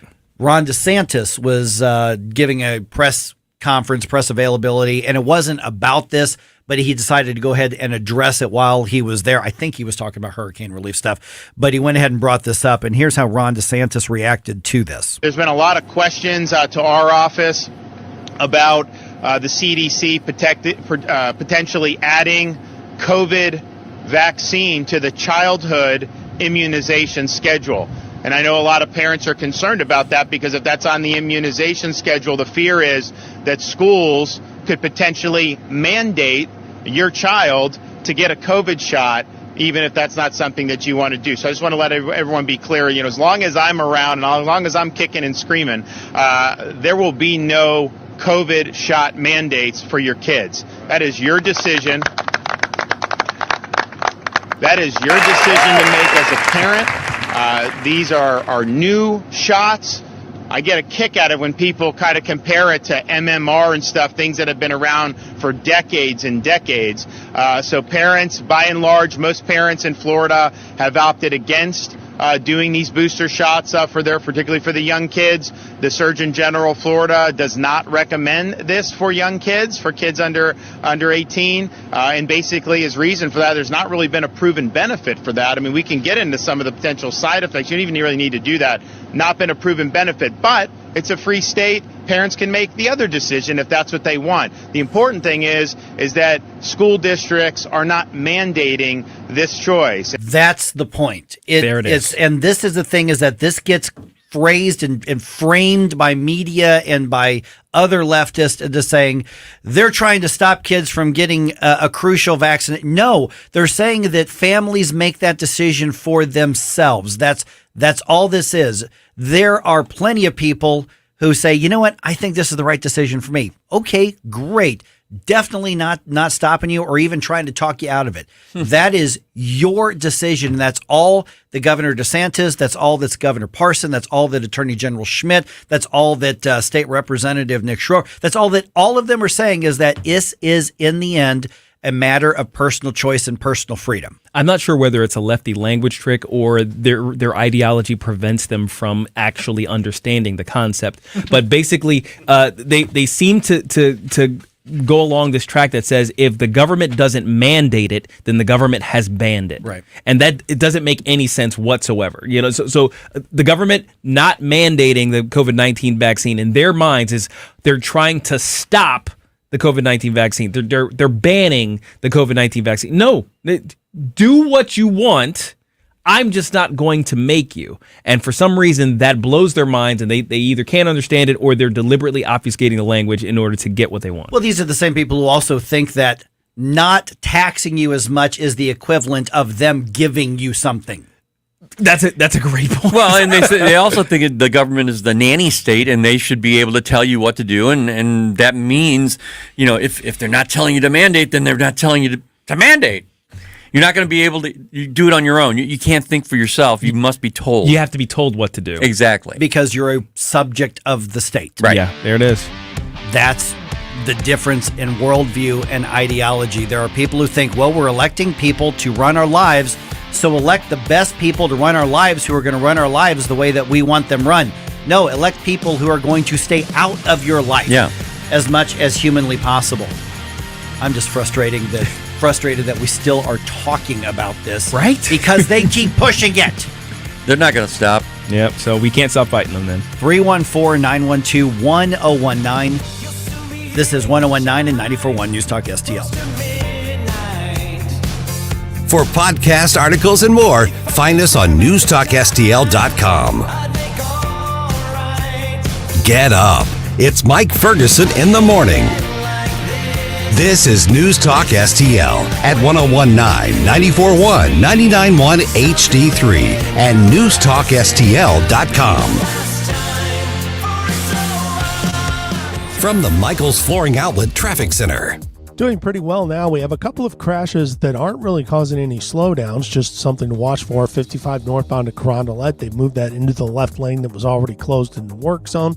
170 southbound before the Rock Road. They're off on the right side. 270 eastbound is pretty slow approaching 170. They've already got a lane down in the construction zone there. The westbound side looks fine, and the bridges downtown look good. This report is sponsored by Blindster. For new blinds or shades, it's blindster.com, offering custom-made blinds, shades, and shutters shipped straight to you at prices less than the big box retailers. Blinds to blinds, easy to install. They're guaranteed to fit too. Don't overpay. Shop today and save big at blindster.com. I'm Joe Sonderman. That is the very latest from the News Talk STL Traffic Center. Columbo and Katie. Make sure you join us right at 2 p.m. on Friday because Katie is going to start the show with us for the first time since starting maternity leave, plus Gabe Pfeiffer and the weekend forecast from Steve Templeton at 2:45. Weekdays at 2 on News Talk STL. The Range St. Louis West is Missouri's best indoor shooting range. With 20 climate-controlled lanes, over 70 firearms available to rent, and the best staff in the business, you're guaranteed to enjoy every minute of your time with us. Our impressive showroom is full of the latest and greatest offerings from the best manufacturers in the business. Need an optic, spare magazines, holster, or any other accessory? Let our professional staff help you find exactly what you need and get it installed for you. Mention you heard us on News Talk STL and save $100 on your membership and enjoy even more goodies. The Range St. Louis West. Are you ready?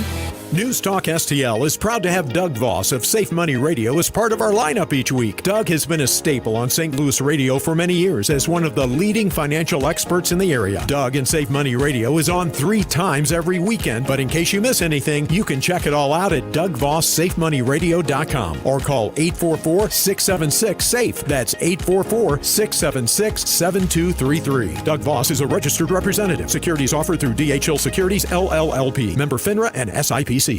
Columbo and Katie. Their job at this incredibly upscale fancy restaurant in London is to go around to the tables and hand feed grapes to the customers. I don't even want to be disturbed by a waiter that's filling up my glass every 5 seconds or asking me how I'm doing every 5 seconds. Mm-hmm. I couldn't imagine someone coming over to me and being like, "And a grape for you, my dear." Tony Columbo, Katie Fitzpatrick. Weekdays at 2 on News Talk STL. Talk radio made in St. Louis for St. Louis. This is News Talk STL. Our responsibility. News, analysis, and opinion. To provide updated guidance. At 1019, 94.1, and NewstalkSTL.com.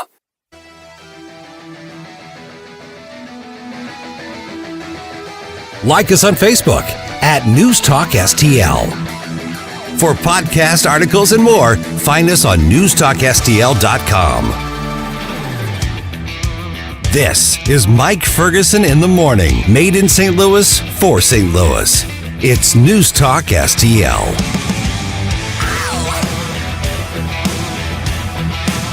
All right, Vic Porcelli's standing by. Is going to be here in about 15 minutes for the Vic Porcelli Show from 9 to 11 on 101.9 and 94.1 here at News Talk STL. The number 314-912-1019. You got something you got to get off your chest. Now is the time to do it, because I am telling you, I'm starting my weekend here pretty quick. I'm Mike Ferguson. Got Gabe here in the studio. Got Ken here in the studio. By the way, in case you were planning to get out at all this weekend, I saw a map on one of the news channels, and apparently this is the weekend. The next 3, 4, 5 days is supposed to be peak fall colors time in the middle part of Missouri. And I say middle, I mean like from St. Louis through Columbia, Jeff City, and into Kansas City. We're in like that large swath where the next few days is supposed to be the best fall colors time, in case you want to get out and go somewhere on that, which I think is what Ken's doing this weekend. You're going to go see some fall colors. Oh, yeah. Done in the wine country. Nice. Herman, Missouri. Oh, Herman. Oh, I love Herman. That's going to be beautiful. Yeah. Herman's great. That's right. Who we got? We got Charles, and he's got an interesting story. Okay, Go ahead, Charles. Charles, you're up on News Talk STL. Hey, good morning, man. How you guys doing? Good. Hey, so I just wanted to kind of talk about the U.S. government decided to open a multicultural center in Ecuador with U.S. taxpayers' dollars so they can have drag shows down there. Yeah, who was it that I think it was one of the Red State articles that found that, and I don't remember who wrote that, but that's like part of their inclusivity, and diversity program, and we are literally paying for drag queen shows to happen in South America.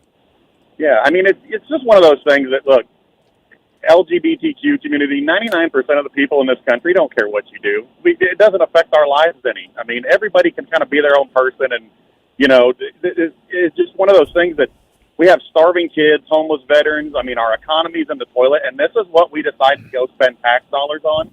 I mean, it's the money that we send to other countries that have absolutely nothing to do with, their economy or, trying to stabilize a region or trying to bring jobs or, food or clean water. I mean, those are the things that the American people, we need to set up a system that the American people vote on where our money goes.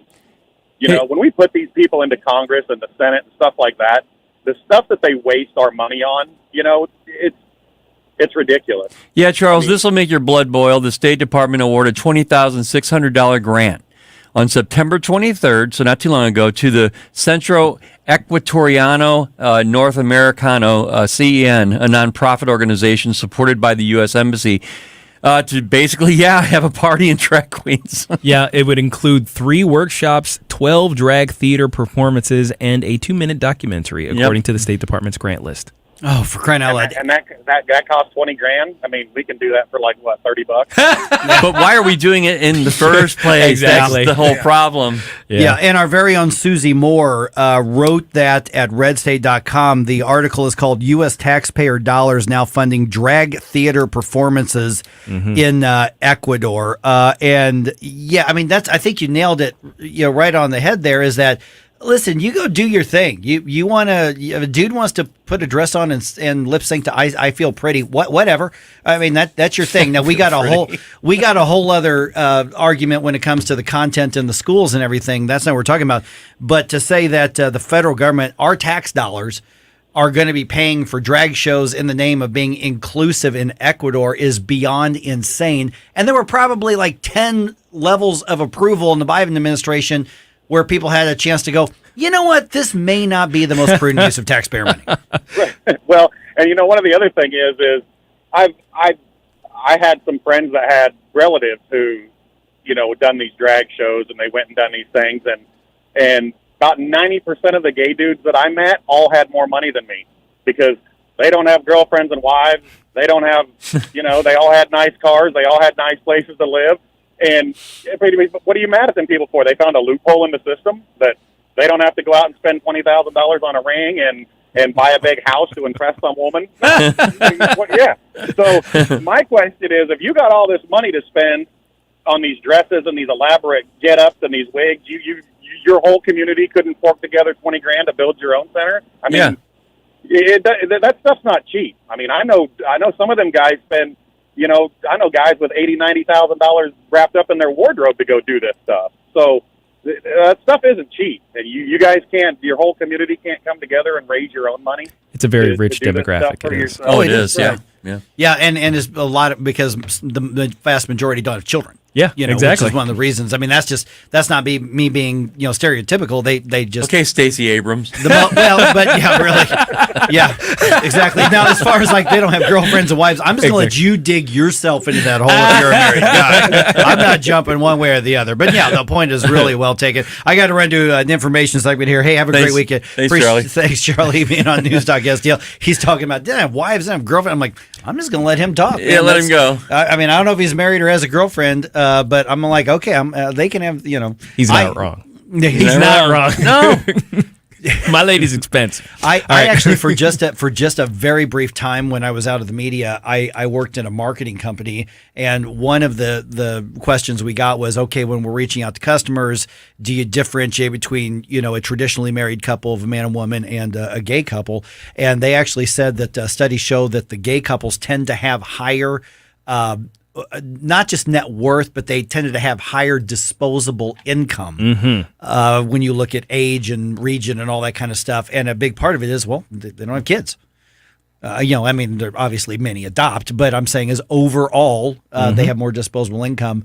For those who are living, this is their life. They're not on the DL or spreading monkeypox or something like that.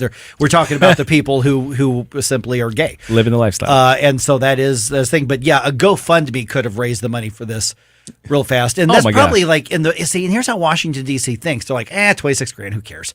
It's nothing. I mean, we deal with billions and trillions of dollars. Nobody's going to care about this. Yeah, because there's a principle of the matter on it. Even if you are the biggest pro LGBTQ 1, 2, 3 ABC XYZ person out there, can you understand what we're saying? Is this really what tax dollars should be going for? Really? And really, you have to think about it this way. You are literally digging in my pocket to fund something you like that the government has no business doing. Well, and even beyond that, you're funding something that just isn't necessary. Yeah. I am not saying we should go down and tell people in Ecuador they can't have a drag queen show of adults. Sure. Not my business. It's Ecuador. You do what you want. Can we agree that I shouldn't pay for it? Not only that, but that is not the government's place to even be involved in any of that stuff. It's like, what are we doing? This is the culture we want to export, and that helps our national security somehow. Well, what is the end game? What is the relationship to the requirements of the government to serve us? Right? Promote diversity and equity. Yeah, this is, I think they called it, and I read Susie's article on this a day or so ago, and that's what you guys were looking at, right? Yes. Susie's article on redstate.com. Yeah, redstate.com. You can find it really, really easily. Is that this is just something that, I mean, again, you're a big supporter of this. You should understand our point that this isn't the federal government's business. It's not our business to do it in the Tower Grove neighborhood, much less Ecuador. Just saying. All right, Vic Porcelli coming your way in just about 4.5 minutes on 101.9 and 94.1 News Talk STL. Have a great weekend, guys. I'm out.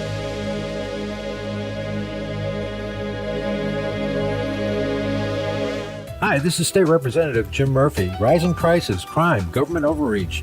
These are issues on the minds of St. Louisans. As your state rep, I share your concerns. I filed legislation that reins in out-of-control bureaucrats, puts an end to gangs pilfering through our cars, and gets stolen guns off the street.